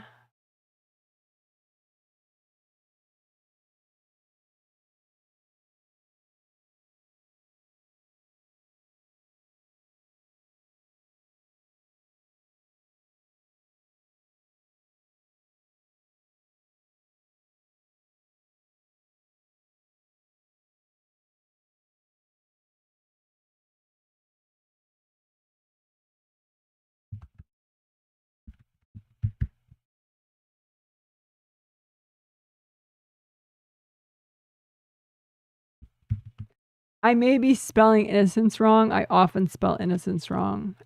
So I apologize if that is not how you spell innocence. I usually depend on spell check, and then I don't try to learn it. I confess. So anyway, we're going to call back your innocence, and I think it's a good companion to what we just did of working with, getting rid of other people's pain, and whether you're a copy taker or you're a dumpee. Calling back your innocence is nice to sort of be uplifting after all that. So your innocence could have left you because, you had bad days. people did you wrong, you know, you were bored and your innocence just went far away, whatever, life was hard, whatever. But you can call back your innocence, and it is helpful for you even if you're 50 something or 70 something or 80 something or 20 something or whatever.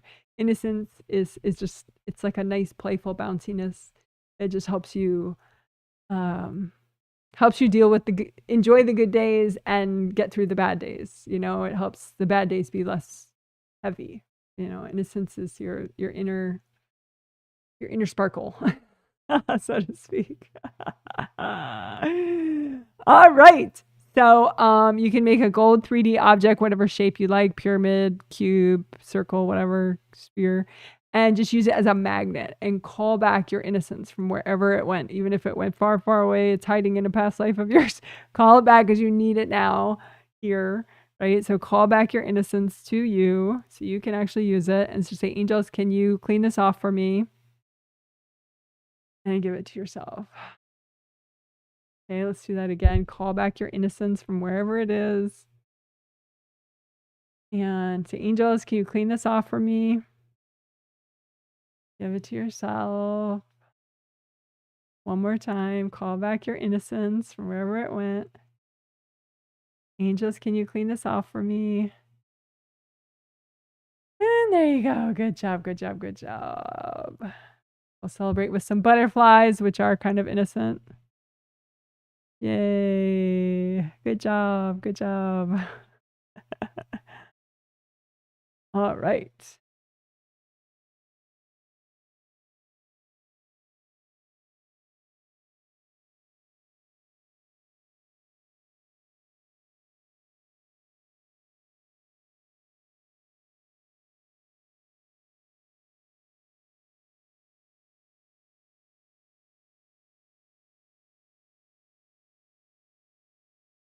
Okay.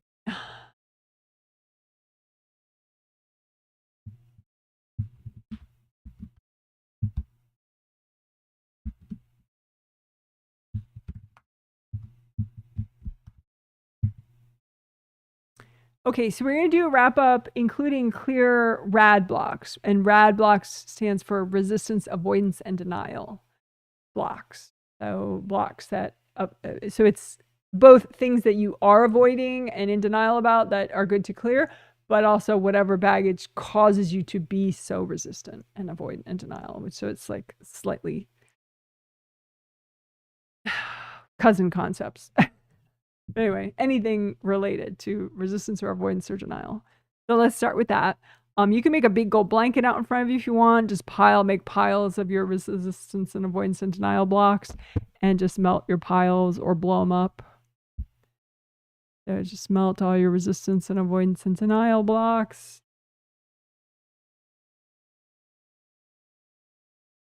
Because part of productivity is just, you know, getting it done, right? And so it's pretty easy, especially if you have a lot of rad blocks, to like, whoa, let's do 20 things instead of that one thing that I need. So just the more rad blocks you clear, the more you are gonna be able to listen to your natural desire to accomplish your task versus like your thousands of distractions. So go ahead, put out in front of you more of your rad blocks, any blocks causing or contributing to your resistance and avoidance and denial. And you could blow them up if you want with glorious, colorful fireworks. Or you could just melt them with gold light.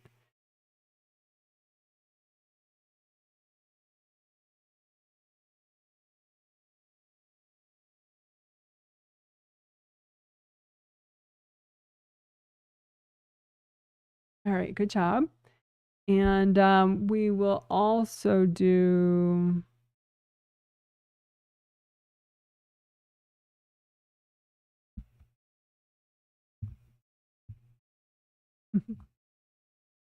So unprocessed stress pots, just imagine those out in front of you. It's a metaphorical representation of your ability to handle stressors and process them fully so that you're ready for anything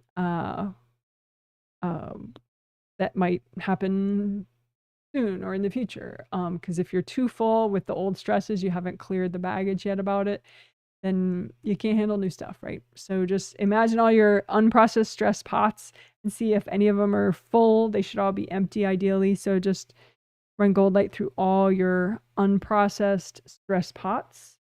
You can catch up on your processing.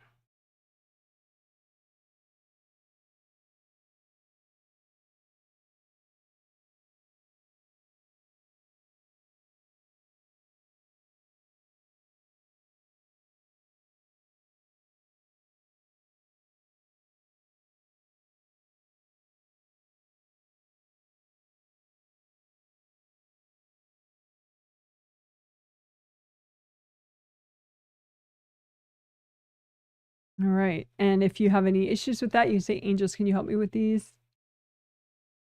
And then you can blow all that up. And then we'll do STEBs. Clear STEBs, which is just stubborn triggered energy blocks that still haven't cleared despite everything we've done. So just pile those out in front of you. Any leftover giant annoying energy blocks that are still making you feel uncomfortable. And just you can bring up red earth energy, soak your STEBs, melt cords going into them from other people or from you. You can say, angels, if there are any beings in the way of this, can you please recycle them? And just melt your STEBs or blow them up.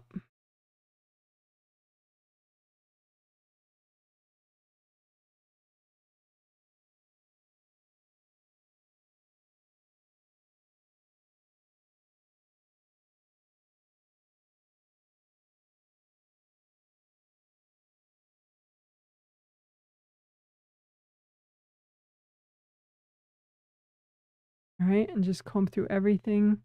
Your auras, you can redo your gold buffer zones again. You can melt cords between you and your backlash people again. Imagine yourself, imagine everybody that could possibly be a backlash person, and just melt your cords with gold light. Don't send them any energy, just melt the cords in and around your space and melt the baggage that those cords went into.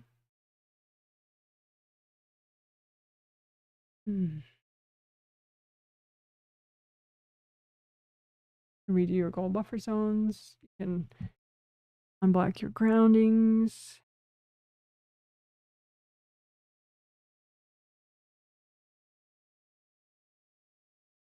All right, good job. What a rock star. Woohoo! Great job. So that's a healing. You're totally amazing. Woo, woo, woo, woo, woo.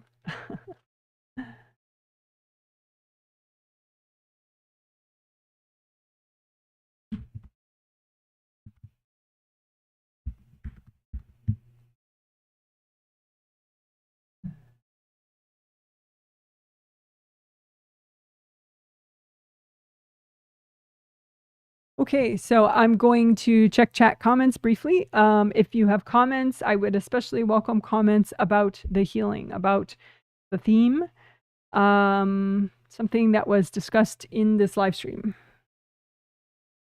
And of course, you could post comments later under the video or under any video, and I get to them when I have time and I post a reply.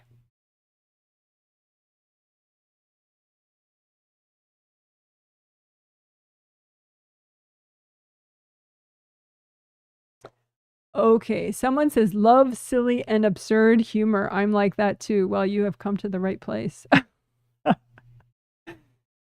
Someone gives me a little thank you emoji. Thank you. Someone says, pants blocks too funny. Yesterday, Stan said, it's 50 degrees. Why aren't you wearing pants? I said, I hate wearing pants. They are too heavy. Oh, interesting. Also, it's summer. We all laughed at my heavy pants. Interesting. Angels have a funny way of making people pay attention to things. Oh yeah, that's interesting. Hi from Evanston. Beautiful Evanston, which is north of Chicago, full of nice trees. And has a pretty rose garden.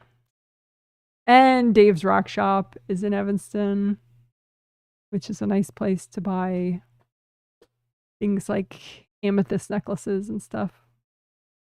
70s and cloudy. Pretty good. Hi, Janet. Hello. Ever since we started healing flow zone tree trunk areas, I have felt pain there. I heal it multiple times a day, but it keeps coming back even worse. What am I missing?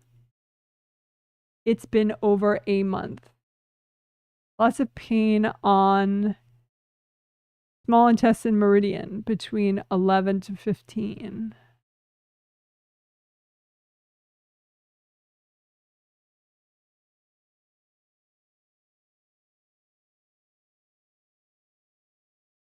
Okay, so in the diagram that I'm showing right now, fortunately, I have a cheat sheet because I don't tend to remember this stuff really well.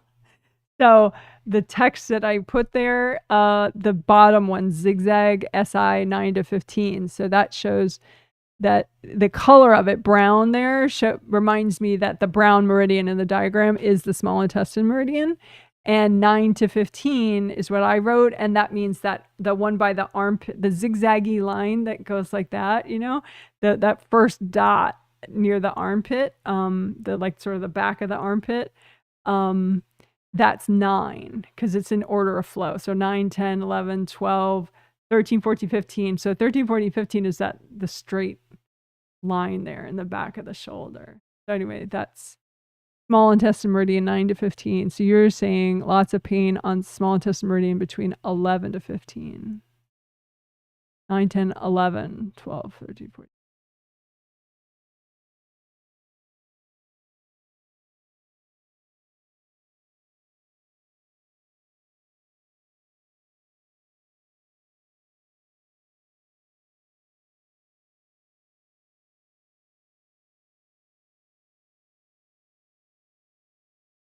Later, I look at my mouth usually when I type, I'm like,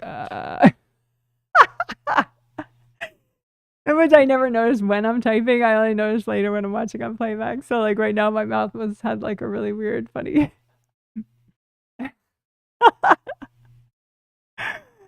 Anyway, now I'm really self-conscious about what my mouth is doing.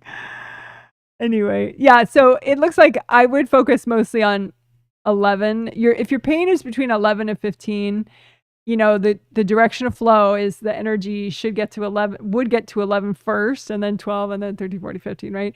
And you have a bunch of damage at 11. So I would just focus on 11 on both sides.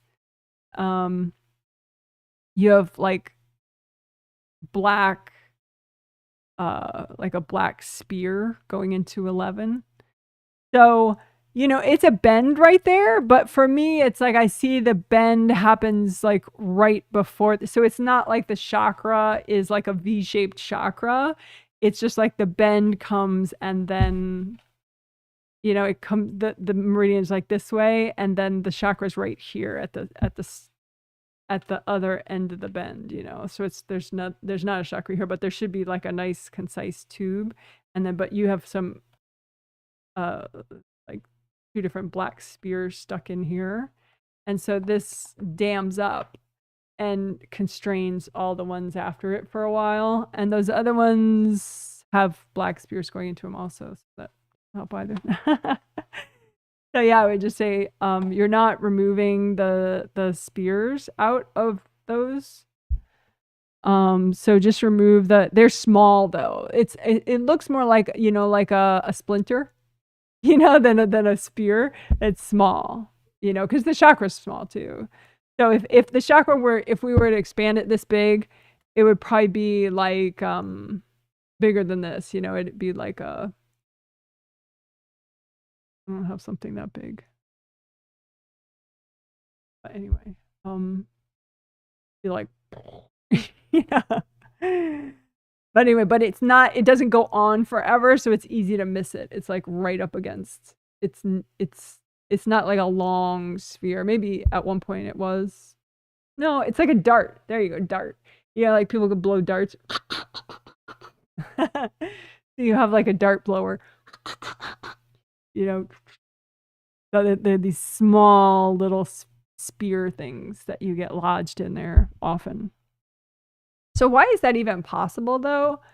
You think that there's if you check all the physical body aura layers directly behind those points, 7 is fine, 6 is fine, 5 is fine, 4 is meh, 3 is where it starts getting pretty blocked, 3, 2, and 1.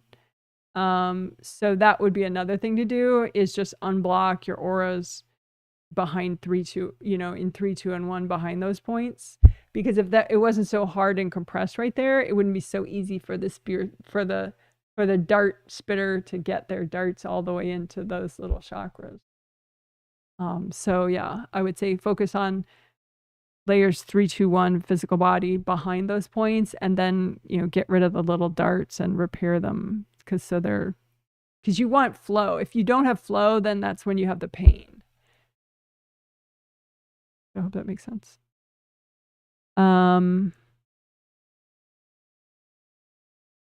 But I had read your comment while I was doing some of that area, and so the part where we cleared agreements was partially inspired by your comment. I mean, we do clear agreements sometimes, but it did look like you had some agreements with some invasive beings. That was part of why they kept coming back, because they had an agreement with you, and so they could keep coming back. But it looks like you cleared all the agreements, so it's not an issue with agreements anymore. So you could just, do the unblocking that I was talking about, and then remove the little darts and do the repairs. But you can keep mentioning that in your survey, and specific like that, over a month, blah blah blah. Tell me if it is better or worse, stuff like that. Alrighty, hope that helps. Someone says, yeah, I think the pants blocks can make one feel like healing isn't even an option. Yes. Yeah, I think so. I think if you have the pants blocks, then it's like, it just seems like nonsense, like complicated. Janet, you are saying complicated nonsense. Can't you just fix me and stop saying complicated nonsense? Yeah, but if you clear enough of the pants blocks, then you're in. And then when you try to clear more, it's just not hard. It's not that hard, So yeah, that's the idea. Clear enough pants blocks so that you're in, so this stuff doesn't seem so annoyingly complicated. Right. Someone says, this has been so helpful so far. Thank you so much. Oh, good. Glad to hear it.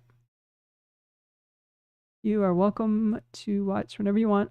Do 3 of these live streams every month, 3 group healings every month. And you could purchase the set of the healings if you wish, like the set of 3 or the set of 2, 2 months ahead of time. But, if you really are dying and you can't wait 2 months, you could email me, because I do have a waiting list for sets. So you could always email me and be like, I know it's sold out through October, but, if there's a way, yada, yada. Can I be on your waiting list? My email is janet@jwhealing.com.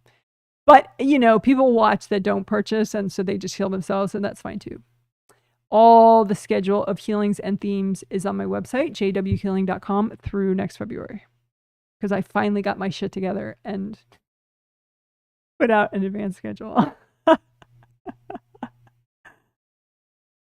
Took me a while. Someone says, do I have backlash setback people courting my pants blocks currently? Yeah.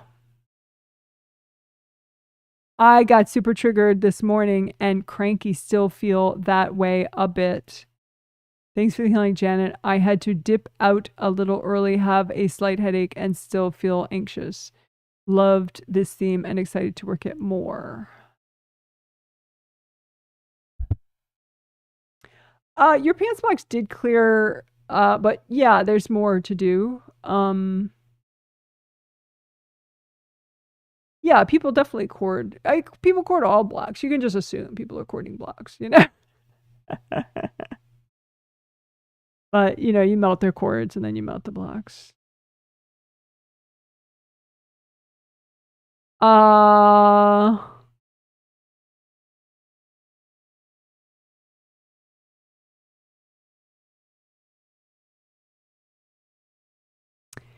I would clear rad blocks more, resistance, avoidance, and denial blocks, because you have like a big block in your first layer and you're just like do do do do do do do. It's like, it's just a little, I guess, I don't know, you're not, I guess like we said, if your pants blocks, or if you have too many pants blocks, then it seems too hard. But I would just say, look at what you're avoiding. Look at what fears you're avoiding to clear and do those. You just focus on the fears that you're avoiding and clear the fears you're avoiding, because that'll fast track it. The blocks that you're avoiding right now currently are in the front on the left of your first layer of your physical body.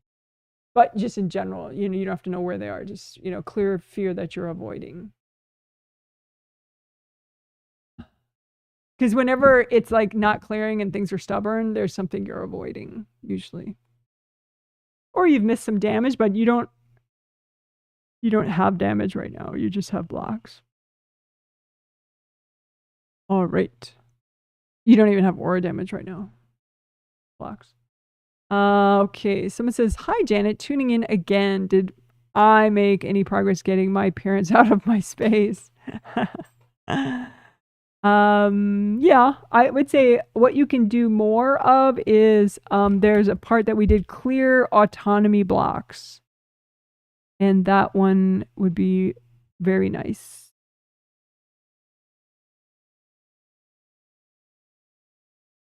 And also clear copies of other people's pain.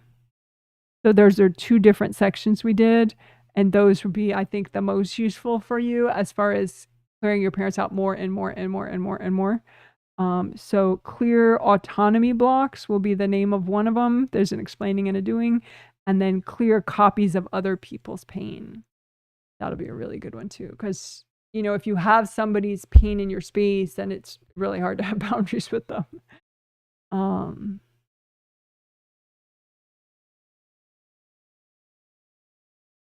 Yeah. Okay. Hope that helps. But yes, you made progress. But your dad is more standoffish right now, but your mom is like, she still keeps thinking that she's helping you by being in your space. It's like she doesn't want you walking on the street. She wants to have her bubble wrap on the street. So you walk on her bubble wrap rather than just walking on the street. I don't know if she is a confident person herself, but, sometimes with kids, people just think funny ways about their children and what their role is with their child. Maybe you just keep doing park bench communication with her and just try to,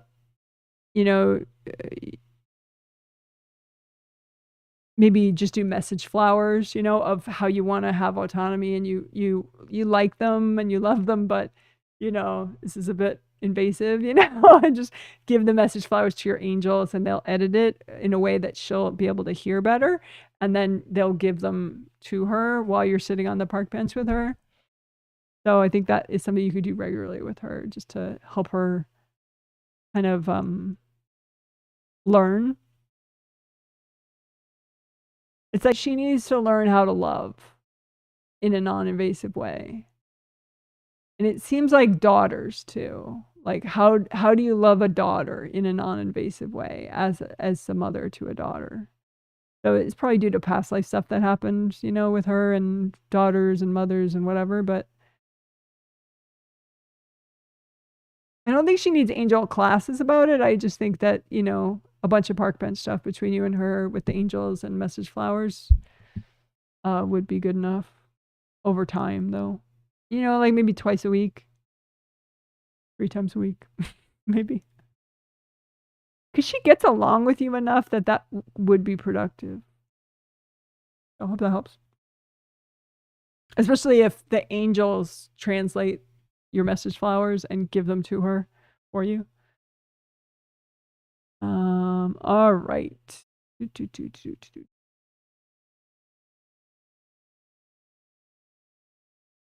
If someone doesn't understand park bench, what is she talking about? I have 2 videos. If you search Janet Wright park bench communication, you'll find them and you can watch them. It has to do with a communication style that is a little bit less direct that can be more helpful for people, less triggering in many cases. Mrs. Thanks, Janet. Clearing autonomy baggage made me so happy. I feel more present in my lower body. All the blocked energy there feels like many soft cushions creating pressure. That's not interesting. Yeah, so clearing autonomy baggage. Good thing. That way, you know, you're not waiting for other people to become less invasive, which, you know, good luck with that. Because for a person who's not getting these healings and working this subconsciously to become less invasive, it can happen, but it's very kind of slow and incremental, and sometimes it takes lifetimes. So yeah, it's easier to just clear your autonomy baggage so that you have stronger boundaries with the people that have invasiveness issues. This is thanks for the healing. You're welcome. This is what's a good extra care after clearing resentment. Healing flowers. I feel like my reservoirs of resentments are fully full.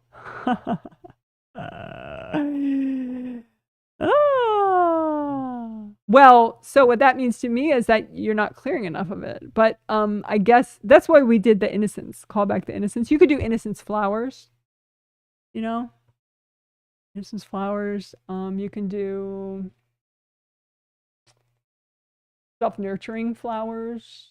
Maybe that will, you know, because that's sort of the opposite of resentment is in the heart chakra, you know, it's just being good to yourself, being kind to yourself, you know, so be self-nurturing flowers. That, but yeah, I think you did clear resentments though. I just think there's a bunch more. Which is fine, you know, I have more to clear too, so, you know. But yeah, you want to, I think that could be a great thing for you to keep doing, you know, like sort of a daily vitamin, clear your resentment. Because it'll free up your heart chakra. And the heart chakra, I swear to God, it's such a game changer chakra. It's like when your heart chakra works, it's like, oh, when your heart chakra doesn't work, it's like, oh my God, everything seems unfair. The world, it's like the world is a bunch of birds pooping on you. If your heart chakra doesn't work right. It's just not a pretty thing. So yeah, so clearing resentment. Yeah, just, but yeah, it does work when you did it in the healing and when I helped you do it in the healing. But there's just, you know, more that you could do bit by bit. All right.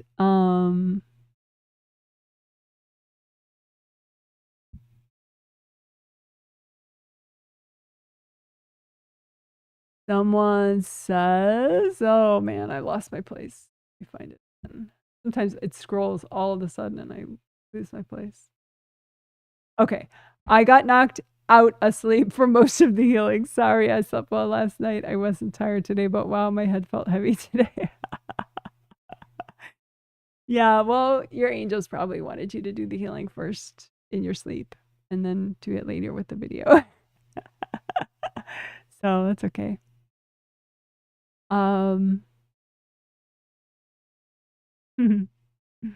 Yeah, no need to apologize. Smith says, thank you. You're welcome. Someone says, I feel relaxed. I can't recall which part of the healing, but example about when the kids can't have hot dogs every day. That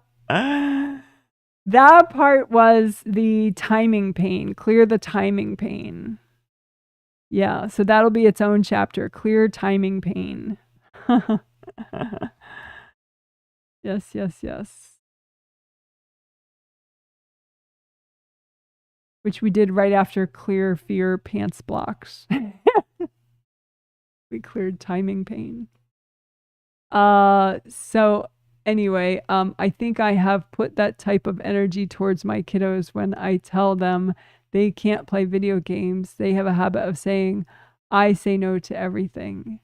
Of course, I don't want to spread that energy to them. Angel advice on what may help with my communication towards them.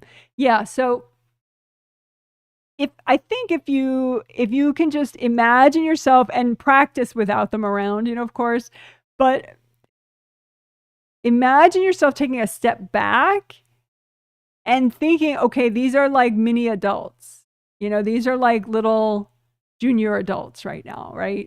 Whether they're 4 or 2 or 16, someday they'll be 40, right? And you won't be around. And so you won't be there to be like, stop playing video games at 3 a.m., right? And so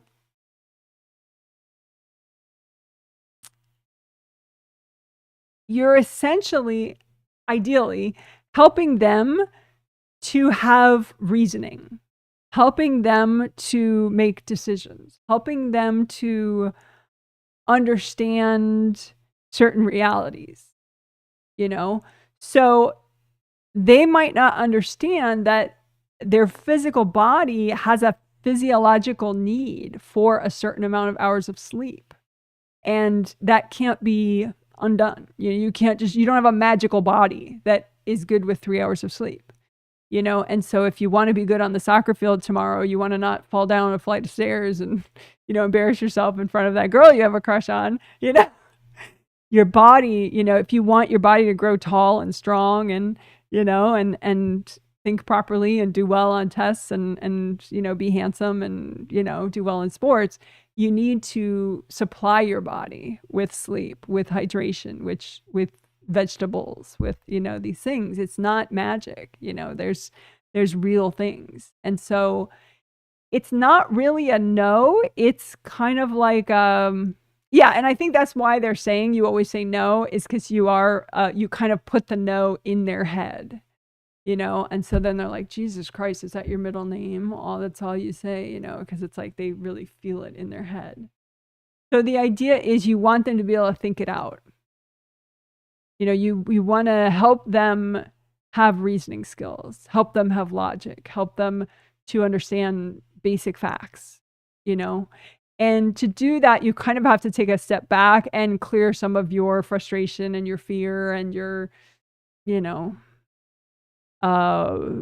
need for control, right? Because, explaining to them something, they might still say, well, who cares? And then maybe you say, well, okay, or else, but I think that's the basics that your angels want you to kind of think about, that because you don't want them to be adults who have no basic information, about how money works or about how the body works or about how, how life works. And so you're more of a teacher, try to click into more of a teacher mode, or, you just help them think. Like, for example, the pros and cons. What are the pros and cons of staying up for another hour to do video games? Or what are the pros and cons of going to bed now versus pros and cons of going to bed? Because then you can maybe reason, once they know the pros and cons, then maybe, you can say, well, all right, so finish up in 15 minutes. I'll be back. You see what I'm saying? And so it takes it more into this realm of like thought, get them thinking, versus like this top-down authority, wham, you have no choice. And you can even have them say, you make them choose. Okay, are you done in 5 minutes or are you done in 15 minutes? You choose, and I'll be back at that time. And that's when you're done. So then they feel like they have that choice of like 5 minutes versus 15 minutes, because kids like choice. People like choice, autonomy, decisions, But anyway, so hope that helps. But yeah, that's the basics. If you feel your legs when you're talking to them, if you feel your shoulders, if you have your body awareness, you could even go in their room and do some stretching while you talk to them. Just the more centered you are, the more you're kind of like, because I mean, one night of sleep really doesn't matter, but they're in the big scheme of things, but their ability to think and understand and, have information about physiology and cause and effect is priceless. So there's that. Okay. Hi, Janet. Saying hello from Phoenix. Hello to you. Thank you for healing me and my spouse. Yes, my pleasure. Someone came in the middle of pants blocks. Yes. Okay. So pants blocks, there'll be a section on explaining pants blocks. So you'll be able to hear it again. But yeah, pants is literal, like pair of jeans. Like, okay, these are pants, right? So I'm wearing pants, right? So I have pants on. These are pants, right? These are jeans. Those are jeans or pants. So it's not an acronym. I know I make a lot of weird acronyms like RAD and stuff. But when I said pants blocks, I really mean pants, like a pair of pants that you put on as opposed to a skirt or a dress, right? Pants. So pants, the reason I said pants is I don't know. It's like when you put on pants, you have to put on one leg and then you put one leg in the other leg. And it's kind of like getting into your body. You know, your astral body leg goes in and the other astral body leg goes in the other leg. So it's like a spiritual thing, you know? And so even if you don't wear pants in your real life, or you don't often wear pants, I wear pants all the time, but if you don't, it doesn't matter. It's still the same idea, you know? Like there are energy blocks, there can be energy blocks that keep you out of this region of like your thighs and your pelvic region, your waist, your lower back, you know, your first chakra, your second chakra, you know, so that whole area. So and your auras, first and second layer of your auras all around there. So any significant energy blocks in that area that are so intense that you can't get in there as a spirit, then those really get in the way. And then you can't clear fear as easily, really not as easily as someone who is in their pants area. So that's what I'm calling your pants area. It's really like a hot pants area because your actual pants probably go down to your ankles, right? But I'm only talking about that upper thigh to waist area, right? To your hot pants area. Like biker pants, you know, workout pants. So that's what I meant with pants blocks. So it's just a targeted fear clearing so that you can get present enough to then just automatically clear fear more easily. If you're not in that area, it's like clearing fear is just exponentially harder. Because you just aren't anchored enough. And so something triggers there and you're like, whoa, and you just fly out. When fear triggers, we don't want that. We want you to stay here and just clear them like any other energy block you would clear. Someone says, thank you for explaining the shoulder darts. Yes, in your small intestine stuff. Yeah, no problem.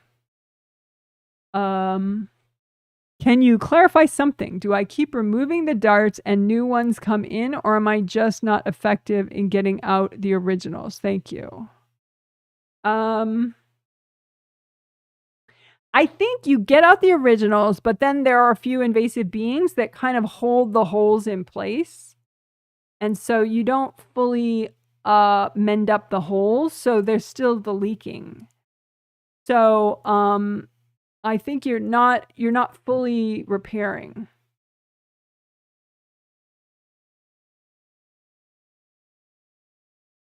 Because like an object, a dart or, you know, a spear or whatever, it creates a gash, a hole, right? Where it shouldn't be, you know, like right there. And so you remove that hard object, but then you want to use enough gold light so it mends up. But if it's not mending up, if it's still, you know, like a hole there, that means there's an invasive being, like sort of like a jellyfish, you know, if you imagine a jellyfish or something, you know, just like hogging up that space, you know, because it's leaking energy there. So it's good for that being to be there, right? So you just have to get rid of all the invasive beings in those areas, and then the hole fully mends up. I guess the question is, who's doing your small intestine meridian shoulder darts? Because that's not extremely common. So it looks like just one person in your life. Looks like your mom. So, but yeah, so I think she does put them back in, but you don't fully, like I said, it's not unblocked enough back there. You wanna get so strong that she can't really do it so easily, you know? So, but you have made good progress since I made the initial comment in unblocking layers 3, 2, 1 back there. Pretty good, but it's like there's a big white, like inflatable bubble right there, which is just a being. So you can have that one recycled. Because you want to be able to see your color. See, that's where the colors of the chakras really come in handy. You know, having red for first chakra, orange for second chakra, yellow for third chakra, for example, that really comes in handy because then you should be able to see red right behind all those shoulder points in your first layer. And I don't, I just see white. And then, you know, there's red like around, but then once you get close, it's just white. And then orange for the second layer around, but then once you get close, it's like orange, white clouds. And then yellow, white clouds. So there's still a lot of like invasive energy around that area in layers 3, 2, 1. There's not the hard blocks. So, I would say just freeze the beings in that area, give them to the angels, freeze them, angels, here you go, freeze them, angels, here you go. Just imagine like kind of, you know how I have that metaphor of like the weeds and the roots of the weeds. So the roots of the weeds maybe go into some of your upper, you know, like your fourth chakra, your fifth chakra, and those acupuncture points, and just get the weeds out. Angels, here you go. Get the roots out. Angels, here you go. Angels, here you go. Because you want the red to fully flow through. It's a little better now, but it's still like,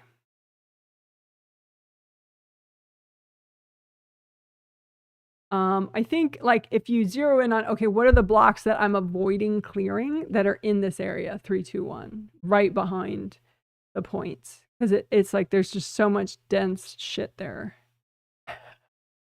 Which is not new. I think the reason you've felt the pain since, you know, we started working the area is because now you're more present there, but all this stuff has been there. I mean, if I look at those shoulder dart things, she's been doing that since you were like 11. So it's not new. It's just that you got in there now much more since we did the tree trunk stuff. And so you're like, holy shit, that hurts back there. Because you can feel the stagnation.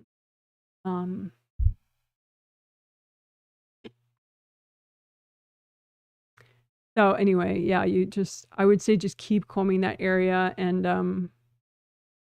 also clear more and more pants blocks, because the more you're here down here in this area, the more you can clear back there. You know, you gotta, because I think you're kind of at your limit of how much you can clear there unless you clear more pants blocks.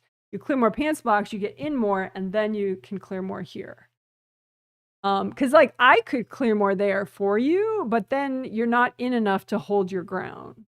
You know what I'm saying? So I would say you did good what you did, and I would say half of those holes are healed, but you still have some invasive beings plugging some of those holes, so they're still there. So just I would say keep peeling them off, those invasive beings, giving them to your angels, and keep healing the little gashes in those little chakras. But then just take a break though, and even now just take a break and do more clear pants blocks so you get more in, and then your work will just be easier.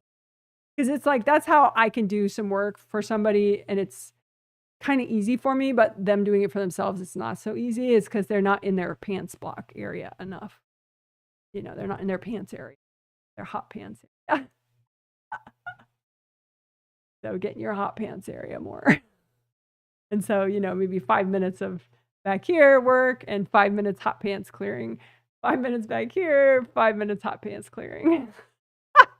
You can even do energy healing flowers for your hot pants area. That would be cute. All right, hope that helps. I might not be able to get to all the comments. We'll see. Hello, I feel like I have high ambitions and many projects, but something about my self-concept is really blocking me from moving forward. What can help me in this area? No, I think you are moving forward. I mean, it might not feel like you're moving forward, but you've been moving forward pretty well in the last like 2 months, very steadily. So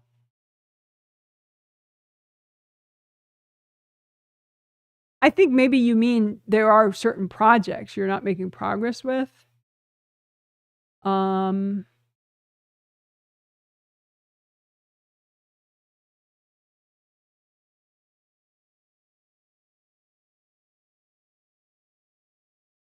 so it looks like if I look at like about 3 projects that you feel you're not making progress with, and astrally,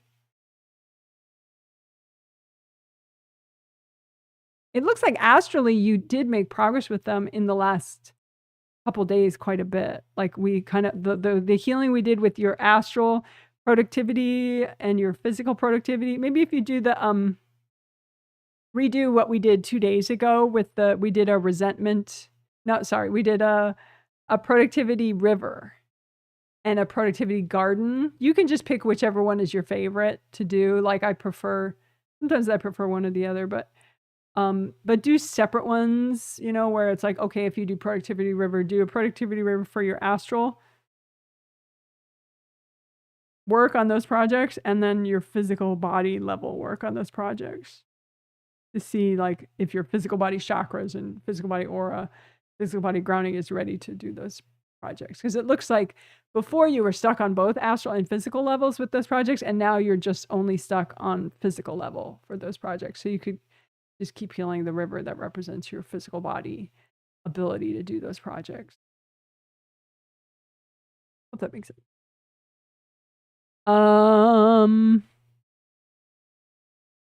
Someone says, and why would I have an agreement with beings letting them hang out in my shoulders?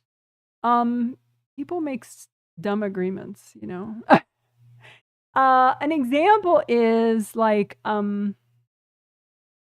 sometimes the spookiest energy that I have found that people have, some of the spookiest energy I found that people have is people who have fears. Like if someone's afraid, say, to walk down the street because they think they're going to get attacked, they could be tricked into accepting protection agreements from beings that are like, well, I'll scare everybody away. And so then they have these beings that are actually pretty scary around them, but those beings take advantage of them and they don't, they sort of feed off the fear and encourage the fear. But so it's probably, that's an example, so there could be at some point you were just tricked by some invasive beings that said, well, I'll help you be successful like your brother is, in some life, or I'll help you, be better than that person, or I'll help you be more impressive than so-and-so. I'll help you, scare that person, so it's just, some agreement that you made, but obviously it wasn't a wise agreement. But, we're not always perfectly wise at all times in every life. And the agreements are still around unless you actually end them yourself. Okay. Thank you, Janet. I liked the copies of other people's pain, that exercise. Hopefully that will help me to do more of self-love and move away from other people's tissue. I think you meant issues. Yes. Yeah. And it's something you can work over time though, because it's like it takes a little time to ease out of a habit like that, Plus your mom was a big dumper, so there's probably, a couple days worth of that exercise that you could do, even just for her. Your mother-in-law too. And some of your sisters-in-law. So yeah, you could definitely keep rocking that exercise for sure. Someone says, okay, I thought it was a new Janet acronym. Yeah. Sorry. All right, well, glad it makes sense. Really enjoyed the techniques today. Thanks, Janet. Oh, good. Someone says, thanks for the healing, feeling calm. Any angel advice for what to work on? How did one of your loved ones do?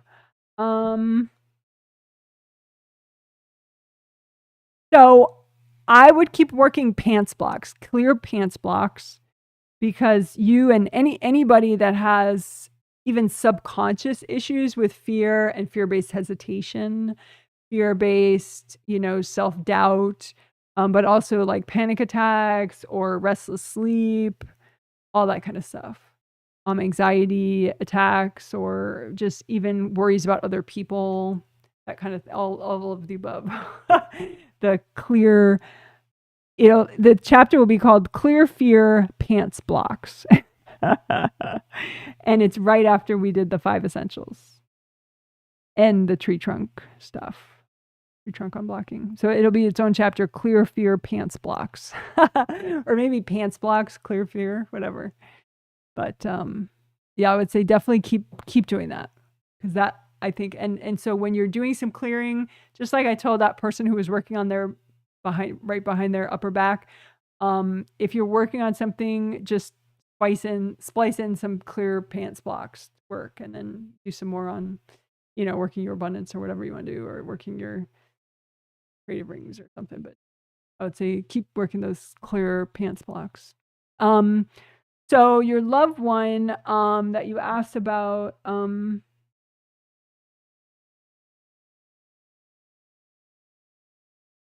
oh, and also for you, do the it was right before the end, like 2 before the end, clear copies of other people's pain. That one is huge, potentially for you in a good way. Clear copies of other people's pain. And I explained how, like if your partner's problems feel burdensome to you, it could be like literal, that you literally have a copy of their problems in your space. It is a literal burden in your space. And that's not necessary. You can clear, and you can look at, okay, do I take on copies of his pain, or does he keep dumping them on me? And either way you can clear it. But, if it's interesting to know, for your learning, and you can keep checking that, because, we have siblings and friends and partners that have, problems and unresolved issues and whatever. And so you don't want to have to be burdened by that. And so a big part of that is like a literal thing, like clearing the copies of their burdens out of your space. So those 2 things for you. For him, the most beneficial, he did great. And the most beneficial thing was to clear autonomy blocks. So that sees a lot of pretty invasive women in his history. So clearing autonomy blocks so that he can be more and more, have better boundaries with everybody, including business clients. So that was the best part of the healing for him. And he's going to work more on that with his angels over time. Someone says, thank you, Janet. How did I do with the healing? Any advice from my angels as to what to work on? Yeah, what I just said to the other lady, actually, clearing copies of other people's pain. It was one of the last things. You did clear a lot. I would say too, at some point we did flower healing. You could do more flower healing, because it seems like it's hard for you to clear because there's sort of a fatigue and a depletion that you're feeling.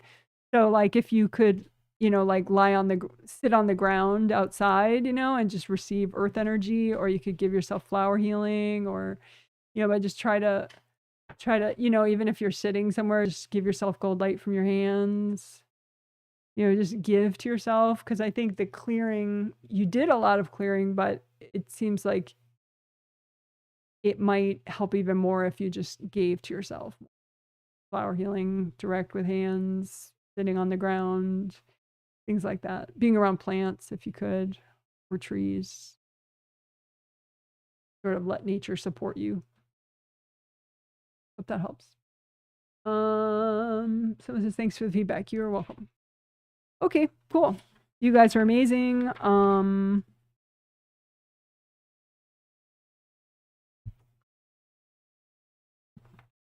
Yeah.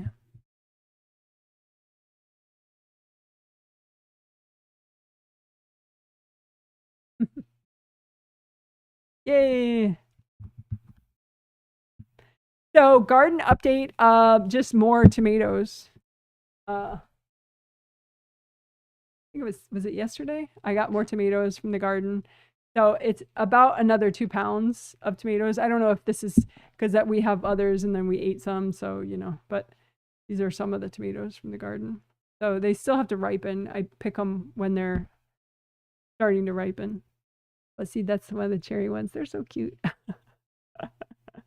The other ones are there, but they're under. So, oh, here we go.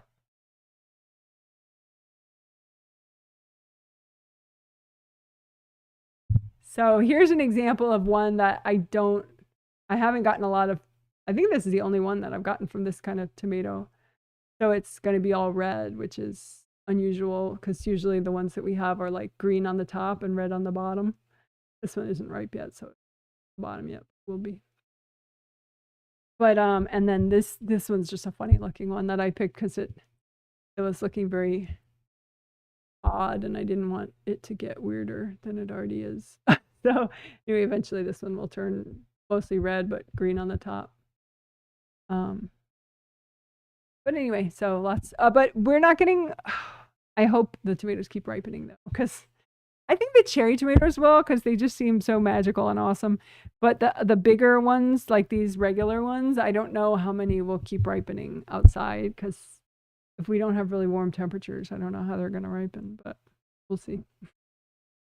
Worst case, we'll bring them in before the frost, and they'll ripen in the house later. So we'll see. But that's all about that. And I don't know where Izzy is. Oh, there he is. I found him. Okay, so I'll do a quick Izzy cam as we wrap up. I should feed him something, but I don't know that I have anything to feed him.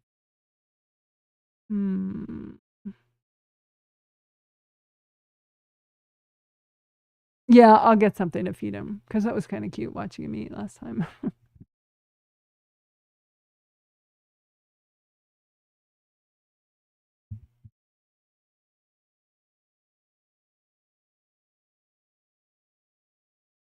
So hold on, I'm going to get something to feed Izzy and then I'll feed him. And then that's it.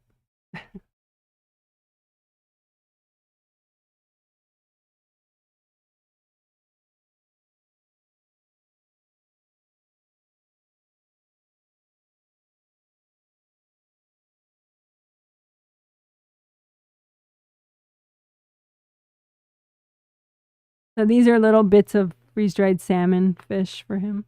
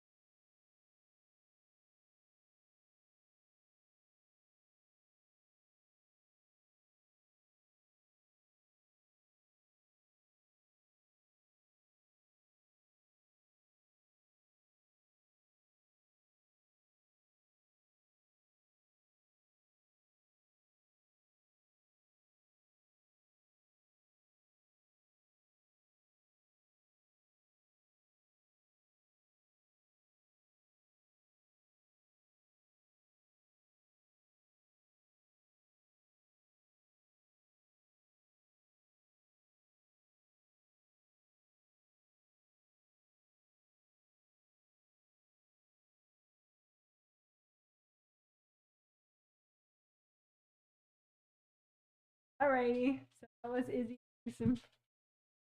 That was Izzy eating some salmon, little freeze-dried salmon.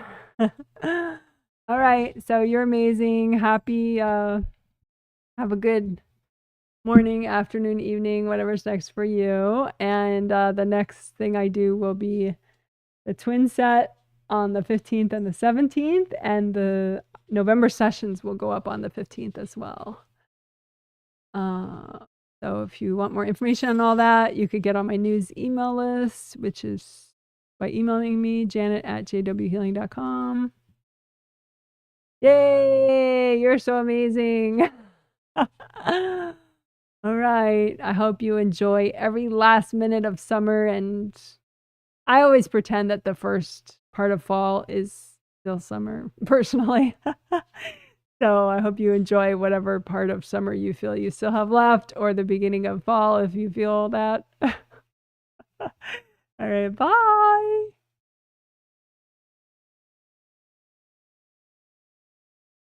Bye. You're so amazing. Oh my God.